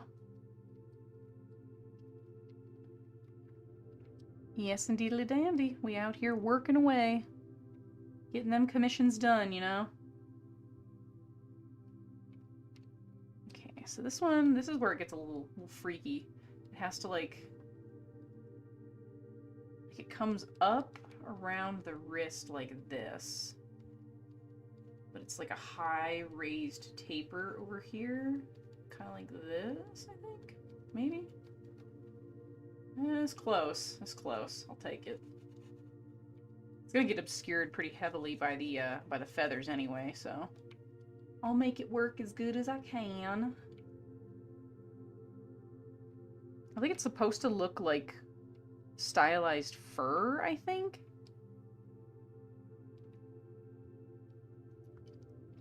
I yawn. I yawn! Okay, let me see. Which direction is the fur? They're, like, going this way. Okay. Okie dokie. I can do that. So I paint my false fur tufts. I'm gonna go to base color mode. So I feel like I'm gonna miss half these details. And there's gonna be weird gaps and patches and ugly fluffs in here that I'm not happy with.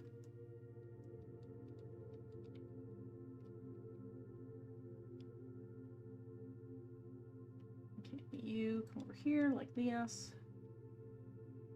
Kya.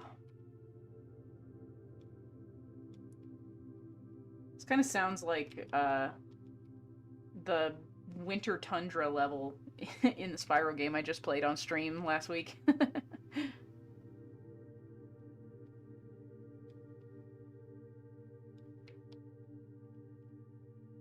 Do. Come on, you can do it, you can do it. I believe in you, buddy. Yeah, I'm probably gonna omit that one and I'll just do another small one right there. I think that looks good. That looks good. Can I push this one up a little higher? Yeah, nice. Nice. Okay, I don't like the curvature that's going on right here. Oh my god, my sister is blowing my phone up right now, so give me just a second to check this.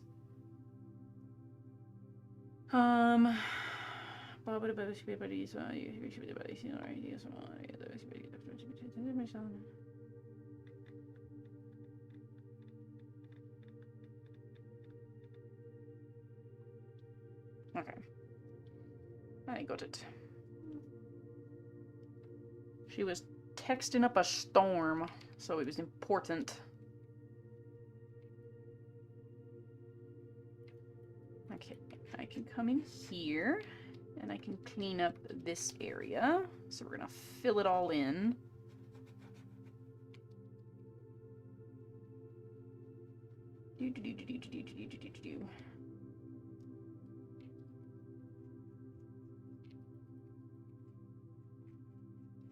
Alright, then bring me over here. Alrighty, Rudy. Now I clean up the actual little stylized fur markings on the chest here. Because I want this one to be just a little bit more wispy, I think. It wasn't quite wispy-bispy enough. I'm going to put another little extra bit down here. Because I think that'll help blend that in a little, so it's not quite such a hard line on the edge.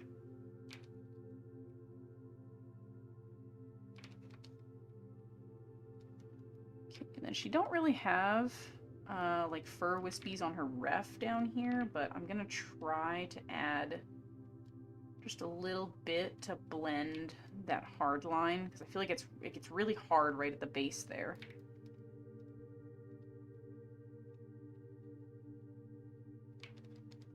And then we'll push this up like that. Beauticious.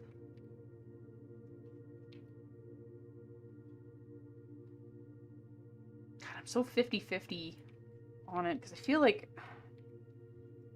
it does help the edge, but it cuts off so hard that I may just leave it like that, and I think it looks fine like that. Okay. Let me come over here, because this also has some stripy bits. Do they go up or down? They go down, so it's this way. Okay.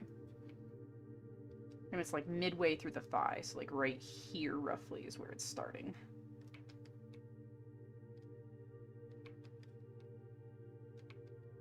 Oh, spun it around too fast. Lost my center canvas.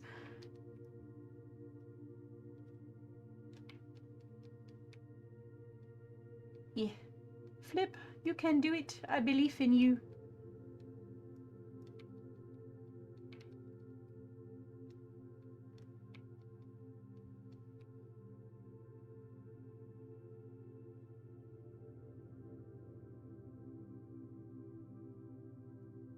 Does that go all the way around?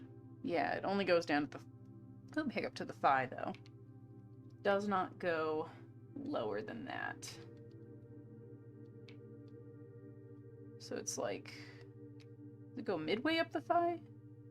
It actually does. It goes way higher. It's like,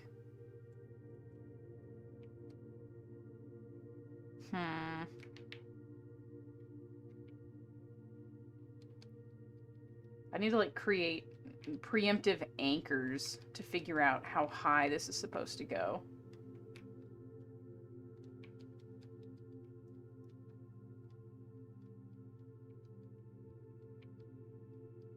like that. And then I just have to connect the dots in between. Doo-doo-doo.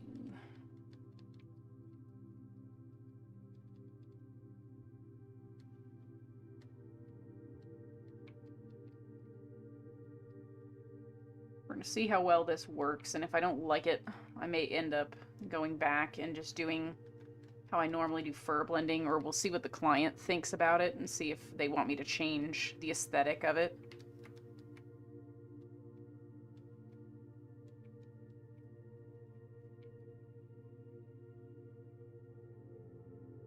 That's pretty close.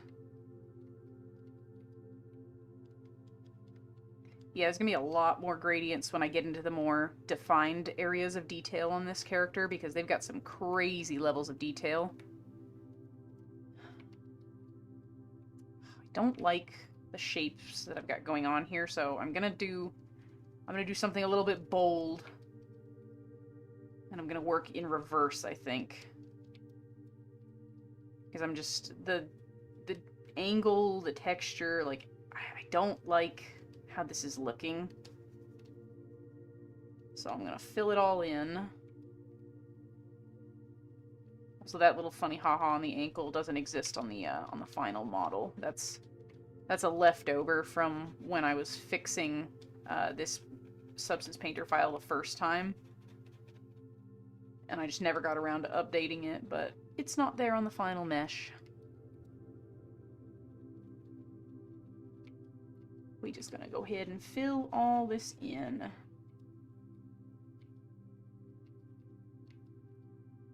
Very good. Okay. Oh, I do see a spot over there I missed. I should be able to UV seam fill that, I think. Yeah, there we go. Nice. Okay, so now I'm gonna work in reverse because I was just... the shape of what I had going on here, I was not a fan of. So instead, I'm gonna do it backwards.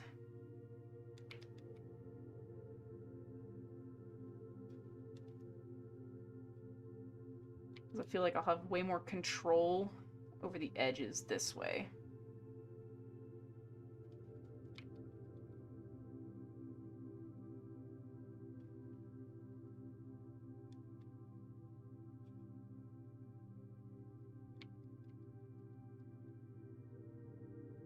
I'm going to try and get as much of this done on this client as I physically can, but at a certain point I am going to have to call it as like a stopping point until I get feedback directly from them. Because there's a few details that I am uncertain on, and I don't want to spend a whole lot of time like making them how I would, only for the client to then be like, oh no, I don't want it like that, I want it like this. Because then that's just wasted time on both our behalves, and that's no fun for anyone. Time is valuable.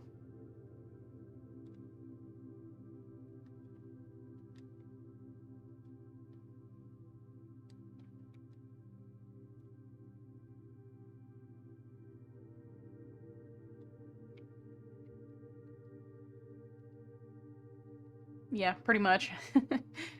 Just being able to like overfill the area and then come in and reverse it by just erasing what I don't want. Because I want the direction of like the overlaps to be very obvious here for the layers. So I want it to be very clear that the black overlaps the white on this.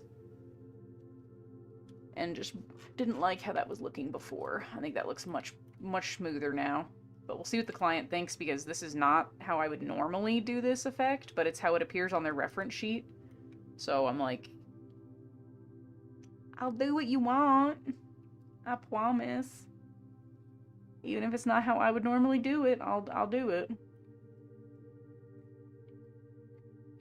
Okay.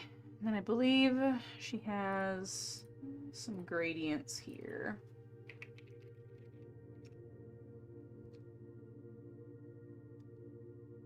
Goes down to about halfway through the shin. So it's like right there. Oh, too far. Like right there. think your little feets are all one color. Yeah, your feets are one color. Okay.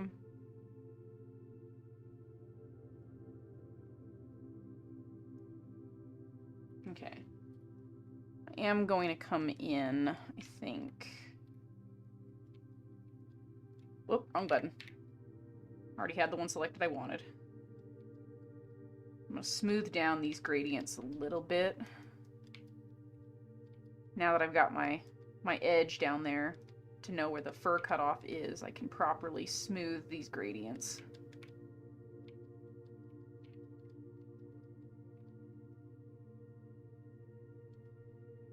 Same with this one. I can smooth this one too. Because this only comes down... well, actually no, that one does kind of come down further.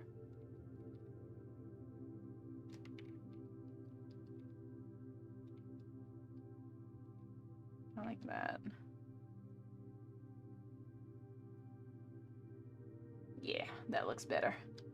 That looks more accurate. Okay.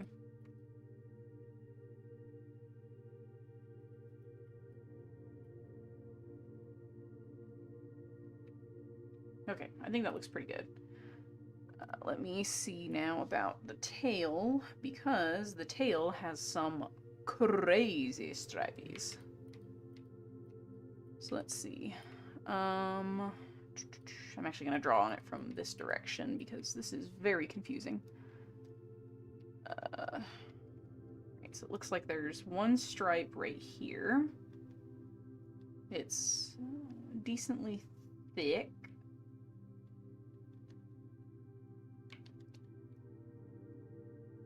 And this goes all the way around.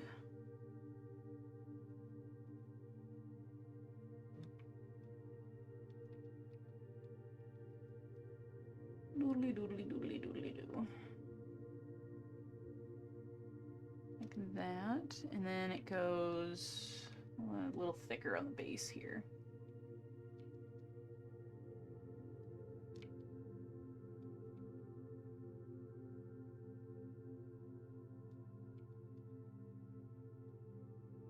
How many stripes are there total? There's 1, 2, 3, 4, 5, 6 big ones. So let me just preemptively go 1,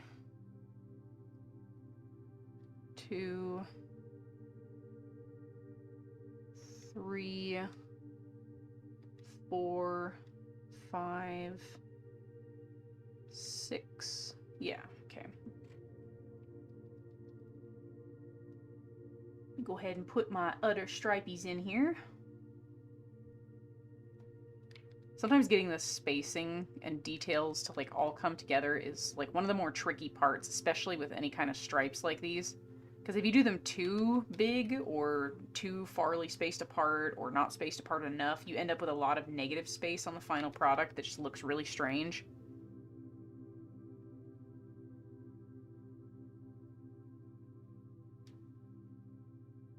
So hopefully I will capture these stripies in all of their beautiful stripy glory.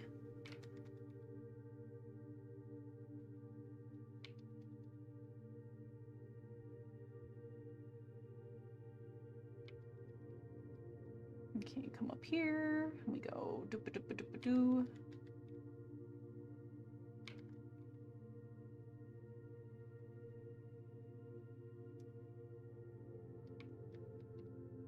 Okay.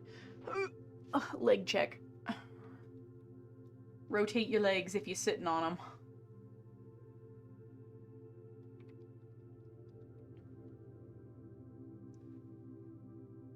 Stripey doo ha, doodly day.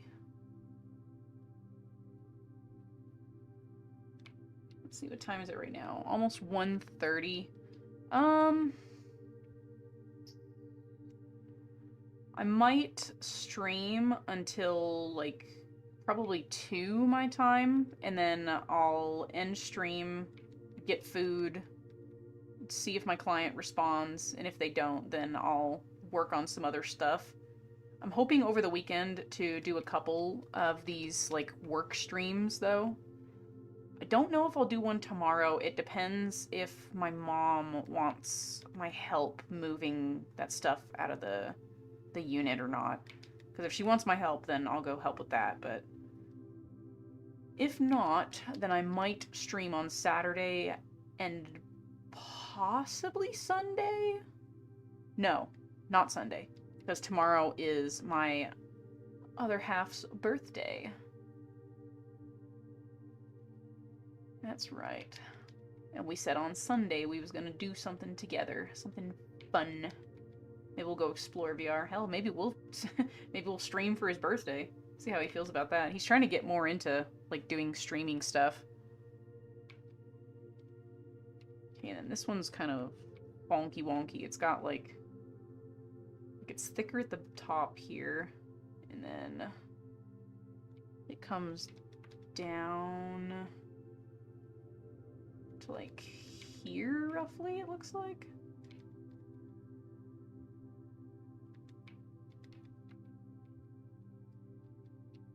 Yeah, there was one I was working on that I probably redid the spacing on its stripes like 6-7 times. Haha, 6-7.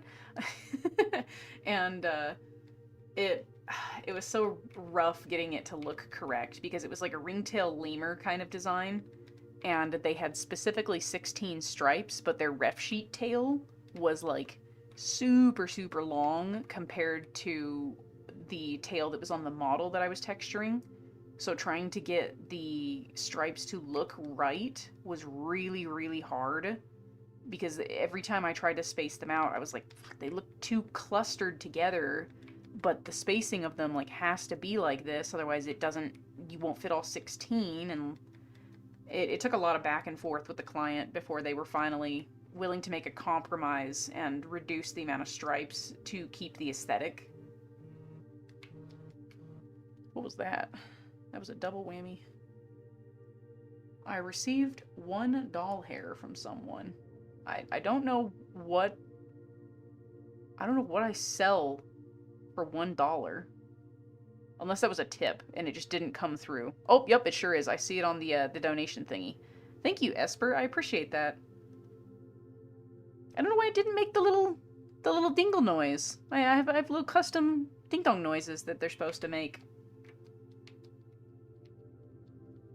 My Streamlabs is just...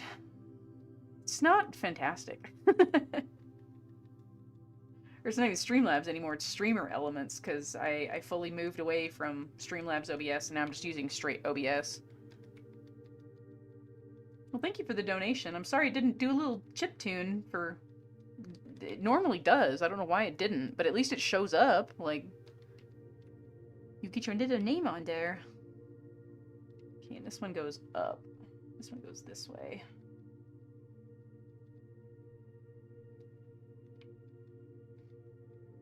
I don't know if Esper's even still in chat or if they're chilling. Let me see. This one goes down, and it's got kind of a wispy shape to the edge, like this.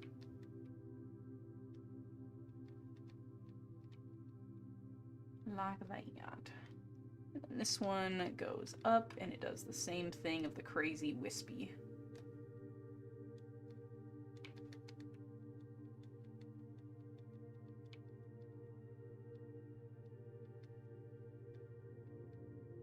There we go. Ah, yes. Well, thank you very much. I appreciate your donation. Every little bit helps. Okay, it looks like that's all the primary dark stripes on this part. So let me move my ref over so I can see. Looks like... I love how my model goes like, yo, because my head was tipped so far down, zooming in on my ref sheet. Also, I forgot your little ears. Little tips of your ears didn't get colored in there. Get in there. There you go, you little creature. Side of your ears didn't get totally colored either.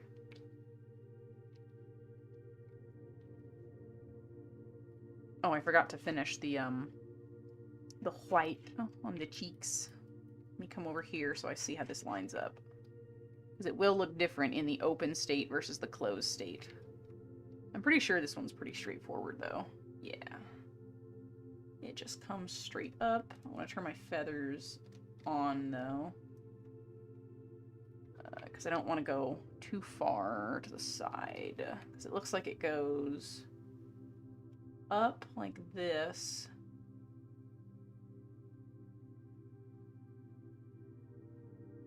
Then it goes down.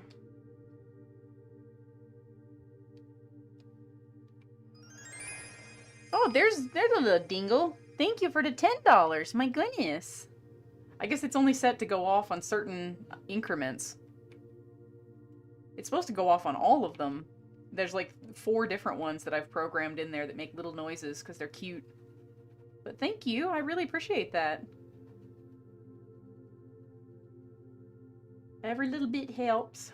It all goes towards ensuring that I can exist as an artist and make more arts and stuff.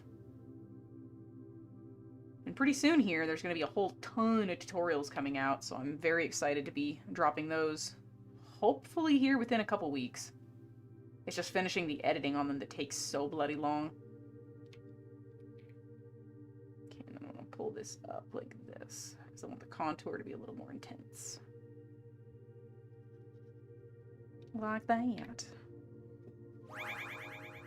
Thank you. Oh, thank you for the subscribe.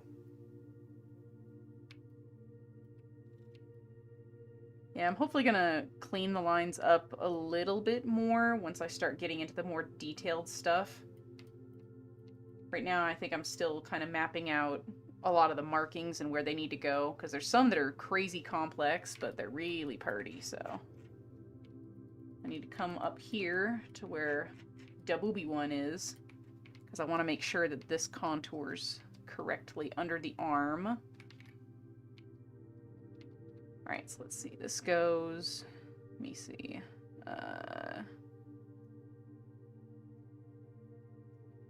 It goes down, and then very, very close to the edge. And then it goes blomp, like that. Oop. Yeah. I know, you don't want to paint right there, I'm sorry. Because I'm like double painting on something. Stop it! Okay. Now that I've got the first contour down, the rest of them can be done pretty easily. It's just that first one, then like you've got to watch it like a hawk.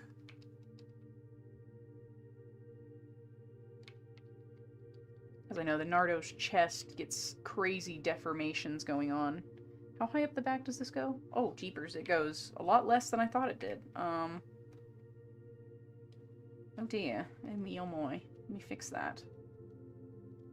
That does not go nearly that high. That only goes to right here, and it ends in a direct upward curve like that.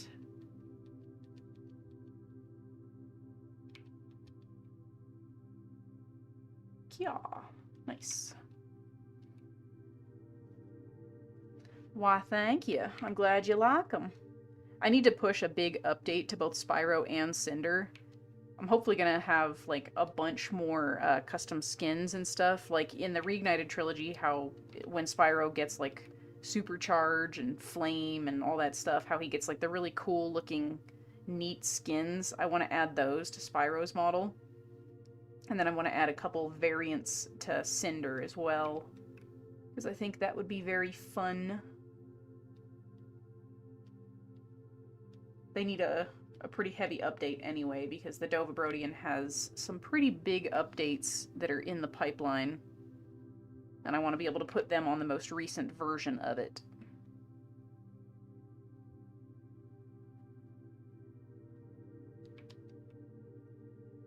Yeah. Come on, get down there. And then it's a double right here. So this one goes bop, bop. And how high up do you go? You go like this kind of shape. And this comes in more. This goes like way in like this. Yeah. And then I think there's one more solid right here.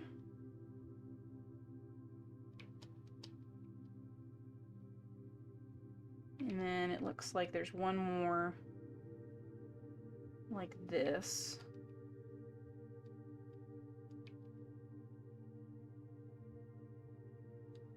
That one kind of tapers in a little bit, but that's pretty close, I think. Let me shrink my bush.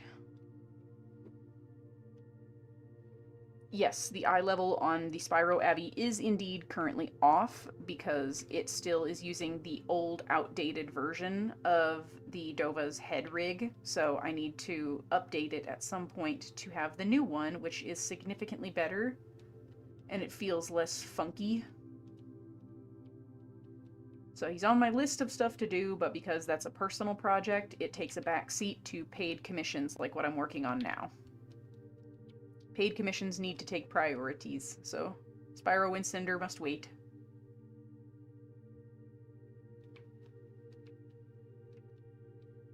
I'm definitely glad you like the models. They're probably some of my personal favorite publics I've made.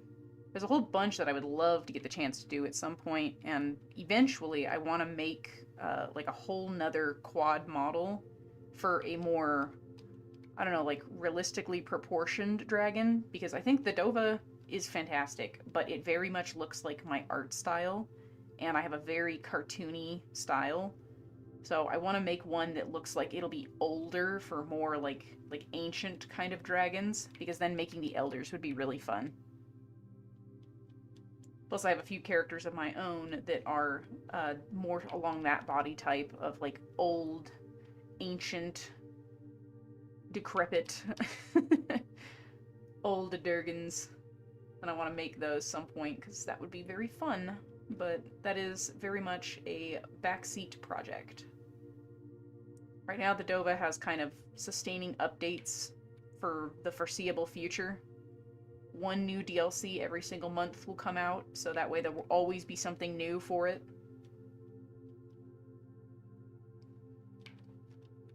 Long-lasting updates and patch compatibility and all that jazz, you know? Fun stuff, things I want to do more of.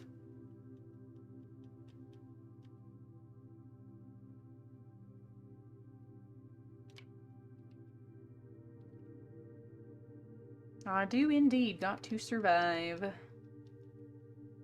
And we are living in a world right now where gasoline is $5 a gallon where I live, which is insane.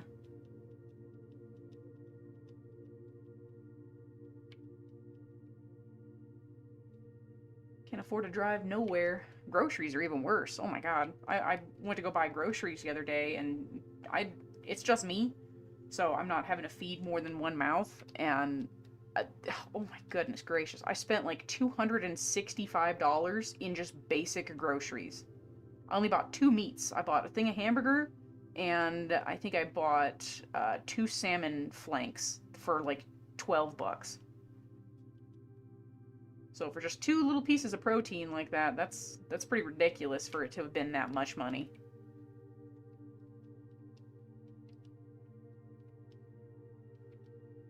Do I intend to make the Bright Brows an avatar?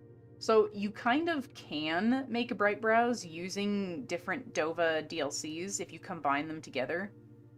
I sort of did that intentionally, of like keeping the option there to make them. I just haven't sat down and made one to physically show people that you can do it.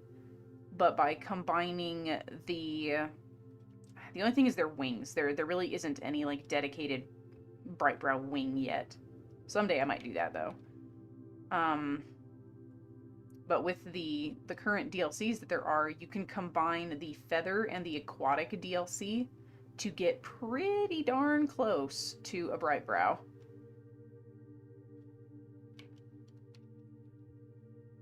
I tried to like think in 4 dimensions when designing the DLCs to be like, how could people possibly combo these in order to make them in their own custom characters?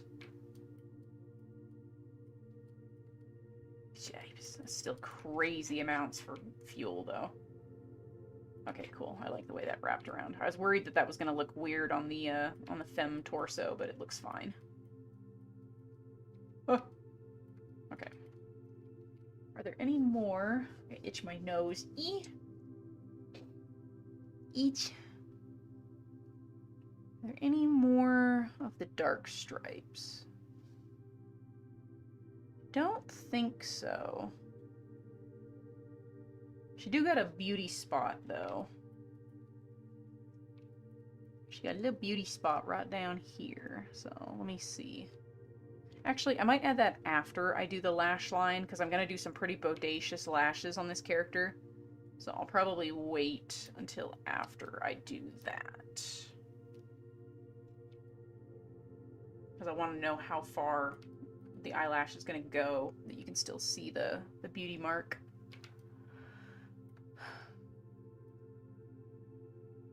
Let me see. I don't think there's any more dark stripes. I don't see any more.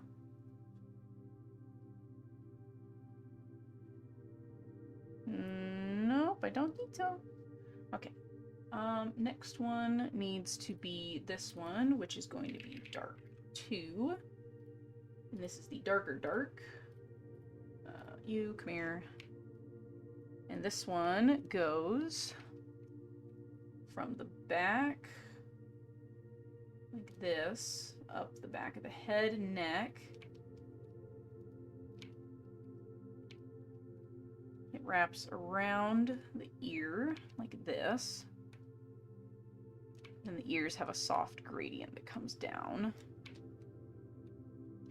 That's going to be filled in with blue, so I'm not too worried about the precision of it yet, as long as I get the gradient. And then it looks like the snoot also gets a touch of the darker tip on it, like that. It wraps directly around the neck, like that. Oh my god, why are you like this? My GPU, please.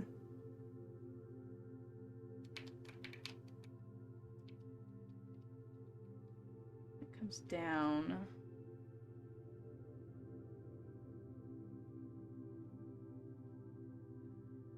Hello. Okay, it does look like there's a tiny bit right here on the very tip of the tail.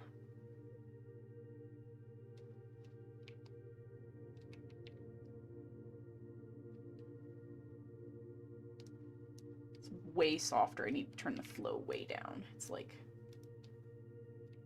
that.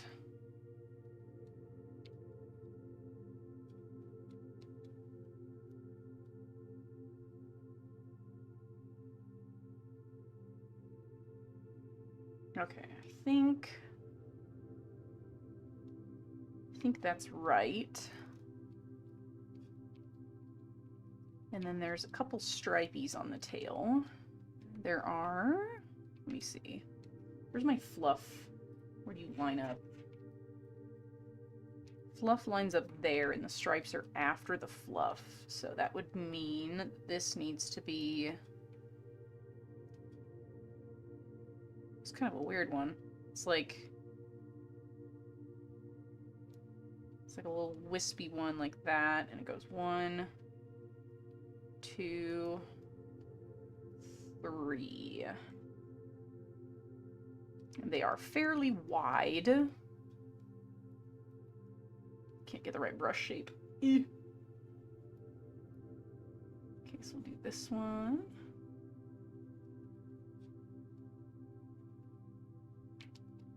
Flip. Come around here like this. And then it goes this.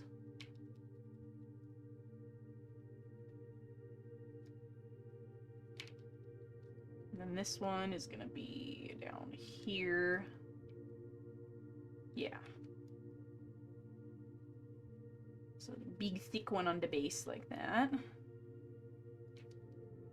And it goes wee, flip.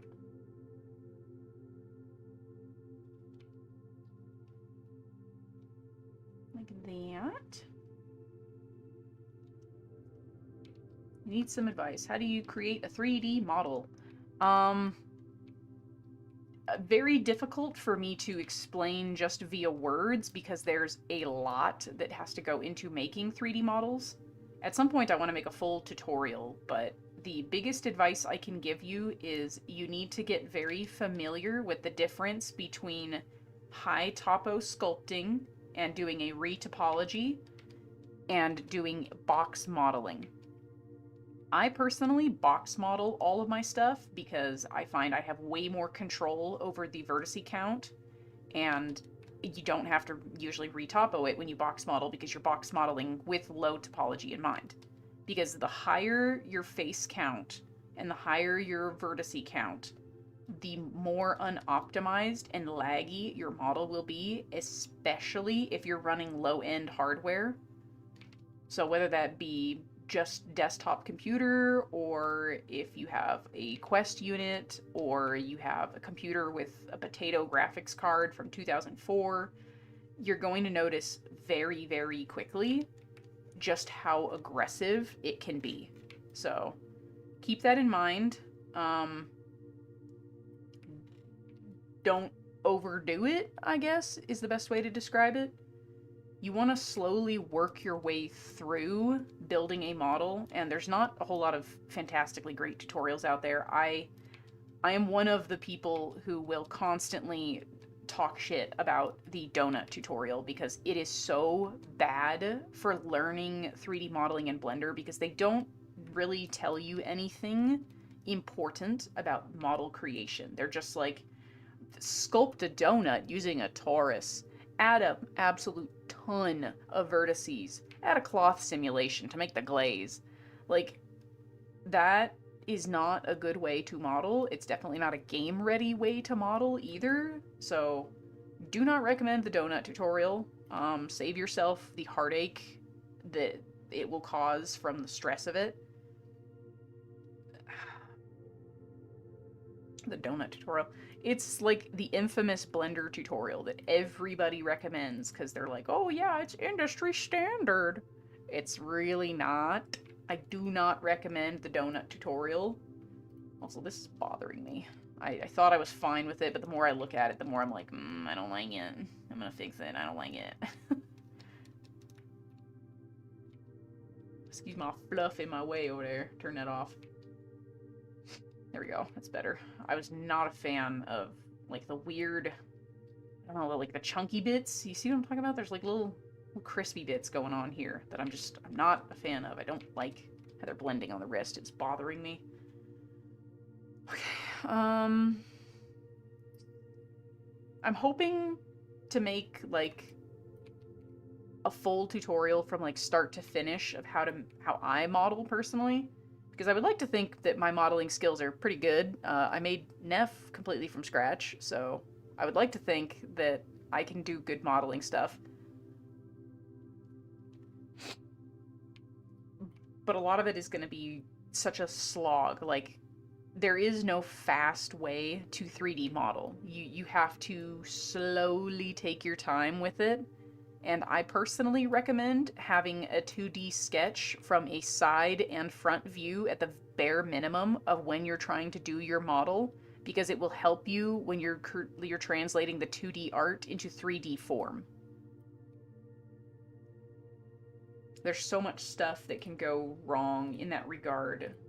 Also, I missed a gradient because my brain doesn't work right. I missed this one right here. How dare I? A little higher like that. Yeah, there we go. Oh, he was... Okay. But yeah, I will try my best to make, like, a full tutorial at some point that will, oh my god, hopefully help people. Alright, Substance, get back here. If you ever find that happens to you when you're using Substance Painter, by the way, if, like, you zoom out and then no matter where you pan the camera or zoom, you just cannot find your model, it's, like, gone, you can press F and it will instantly snap it back to the model. So that way you can, like, fix your canvas without having to close and reopen the damn program. That was my biggest issue with Blender as well. Trying to learn what all the buttons do, where they go, what they control, what's this, what's that, why does this work like that, why does this one not do what it wants to do, like, it gets so confusing so fast. There's so much stuff that it can be very overwhelming, especially if you are, also I'm going to put these on a different layer, because they have a detail that I was just looking at that I don't like that. If you try to, like, slowly work your way through things... I lost my train of thought. What was I talking about? I was talking about modeling. I started yapping, and then I got ADHD'd by a stripe. No, it's gone. It's gone. I had it, and I lost it. It's gone. Such is my life. Okay, these are kind of like little peeping eyes. Like this. They look kind of like that. And then it looks like there's a single stripe that goes from there to...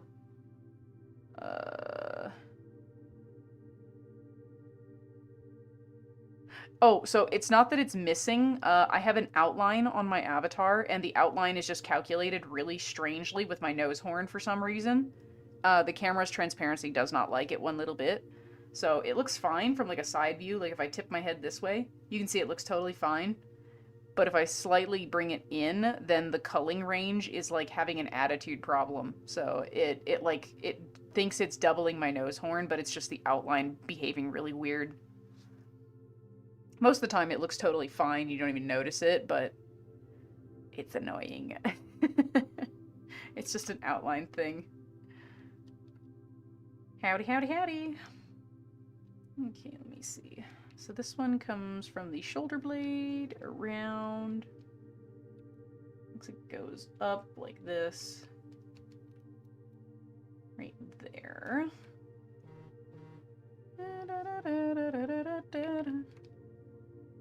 Let me see. Looks like there's a double right here that goes halfway up the neck. So that's like right here. And this one's kind of wide, so I'm going to thicken the base of it like that. This one comes all the way down here like that. It looks like there's a single that comes from the middle and goes out like this. There's another double that comes around like this. There's another single from the front that goes up and around like that. I'm going to change the curvature of that. I don't like that. Like that.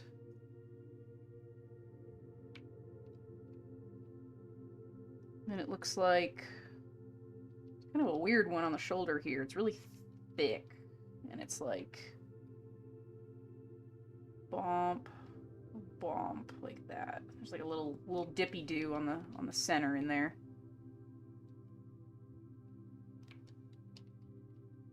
And this one goes bump, bump, like that. And then can't tell if that's a stripe or a dot. It looks like a dot, so I'm going to have the assumption that it's a dot. And then there's a sharp one that comes here.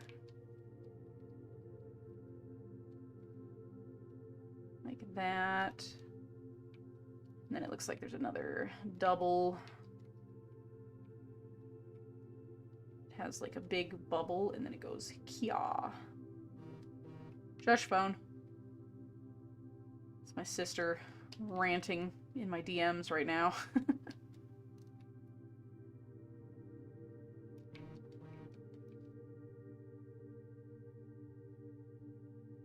What is the hardest part on making wings on avatars? The weight painting. I despise doing the weight painting on wings. It is awful.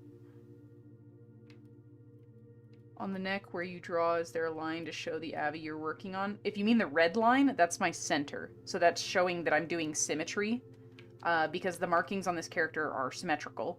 So it's going both directions. And if I turn that off, you can see that it'll only draw on one half of the model, versus with it on, it draws on both sides symmetrically. Which all these markings on this character are symmetrical, so it will be staying on for the foreseeable future. Thank the Lord for symmetry, because good God, I've worked on a couple asymmetrical avatars in my time, and they are exhausting, especially if the patterns are like ever so slightly different.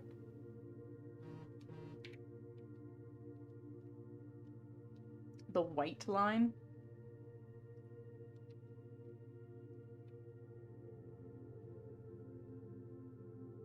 Oh, I know what you're talking about. Yeah. I've just mapped out these markings. I'm going to go through and clean them all up now. They're just very complicated, so I like to kind of put down like a sketch of the marking, essentially. And then I come in and I clean it all up and make it all nice and defined. Complex markings. It do be a struggle. Also, let me see what your other thing that you said was. Because the avatar you want to make, you think the hardest part is the wings. Can you give a bit more information on how to do them right? So, it's very, very difficult. Oh, you're fine. Don't worry. I appreciate you pointing it out. It's very difficult for me to explain just via, like, voice on how to do good wings. I think there's a VOD somewhere on my channel that should be able to show... Like, I think it was when I did the blended wings, maybe, where I streamed it, and I kind of go over the process really in-depth there for doing the weight painting. But at some point, I do intend to do a full tutorial from, like, scratch, how to model a thing, and then I'll show how to do the weights and things to keep in mind with the topology and all that jazz, but it won't be anytime soon, because the next asset that I'm making for the Dofbrodian is going to be like butterfly kind of wings. So that is something I will work on eventually when the time comes. I can kind of give y'all a snippet, little sneaky peeky. Let me see here. Where are you? If you join the Dofbrodian server, you get sneak peeks as to like what's upcoming stuff for the model. So if I grab this, I can show you. So we have this one, and we have this one. These are the two wings that are going to be the part of the next DLCs that are going to release for the Dofbrodian. As you can see, there are some inspirations here from the Wings of Fire series. I was trying to go for a possible silk leaf hybrid design with this one so that it could be used for either. And this one is obviously hive wings. So these will be the next wings that I model. So hopefully when I get around to doing them, I can stream the process or record a video of it or something so that I can have helpful information on how make wing. But these are the next big ones to look forward to. How do you control the dragon's legs as well as the wings? It's very dependent on the rig. I spent an absorbent amount of time nitpicking the rig on the Dova because it does not use any IK. It's all just rotation constraints, which was very, very difficult to figure out. So explaining it when I'm in like wobbly VTuber mode doesn't really do much. It won't really show you how it works, but I do plan to make a video to go over it in depth. I did apply to have a panel for Ferality where I was going to talk about like the Dova's rigging and how I figured it out and all that jazz, but unfortunately, the panel got declined, so womp womp. No ferality panel that explains how the DOA works. But I'll make a video about it when I have the proper time to sit down and record and explain it in depth. Because I know there's a lot of people that want to do really custom ones, and I'm more than happy to share how I did the rig because I don't gatekeep information. I think that's really stupid for people to gatekeep on how they do things. So I will be sharing that when the time comes and I can properly make a video to explain it so that other people can reverse engineer my work. We don't gatekeep around here.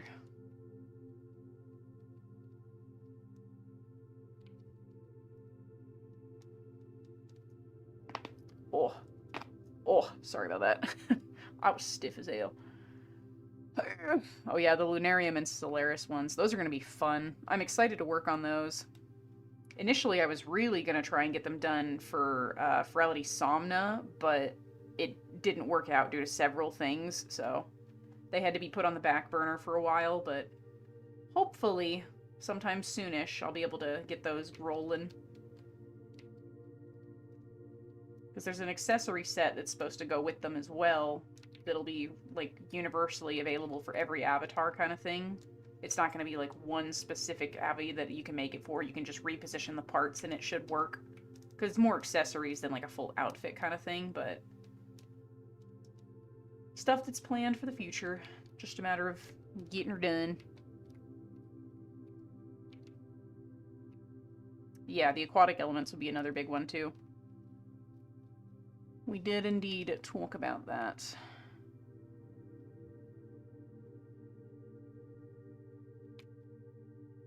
Do.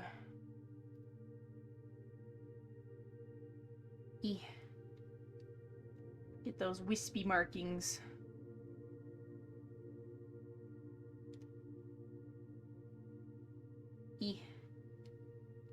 Trying to get some of the curves is, like, really tricky. Oh, and I did just notice I'm actually over the time I said I was gonna go. So, as I finish off this last little stripey here, I'm gonna probably wrap up stream so that I can get something to eat. My stomach has been grumbling at me for a hot second now, so it would take me over 30 minutes to make food and stuff, so I'm not gonna have stream idle for 30 minutes because that's ridiculous. Ain't nobody gonna sit and wait 30 minutes for a stream to come back. Everybody's gonna be gone. So that's okay. We'll just do it on the next one. I'll keep working on this in the background, and eventually when I get more progressed with it, I'll hopefully get some information from the client about how they want me to proceed with it and get it all finished and wrapped up, so. Yeah.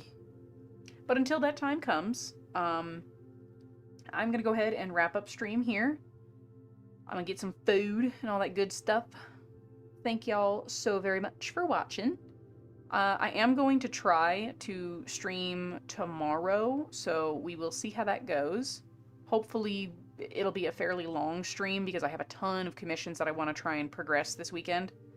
Especially because Sunday, I'm taking all of Sunday off work because it's my partner's birthday celebration, so.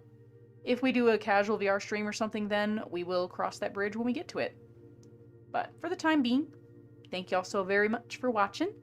I hope you have an absolutely wonderful day and a fantastic life.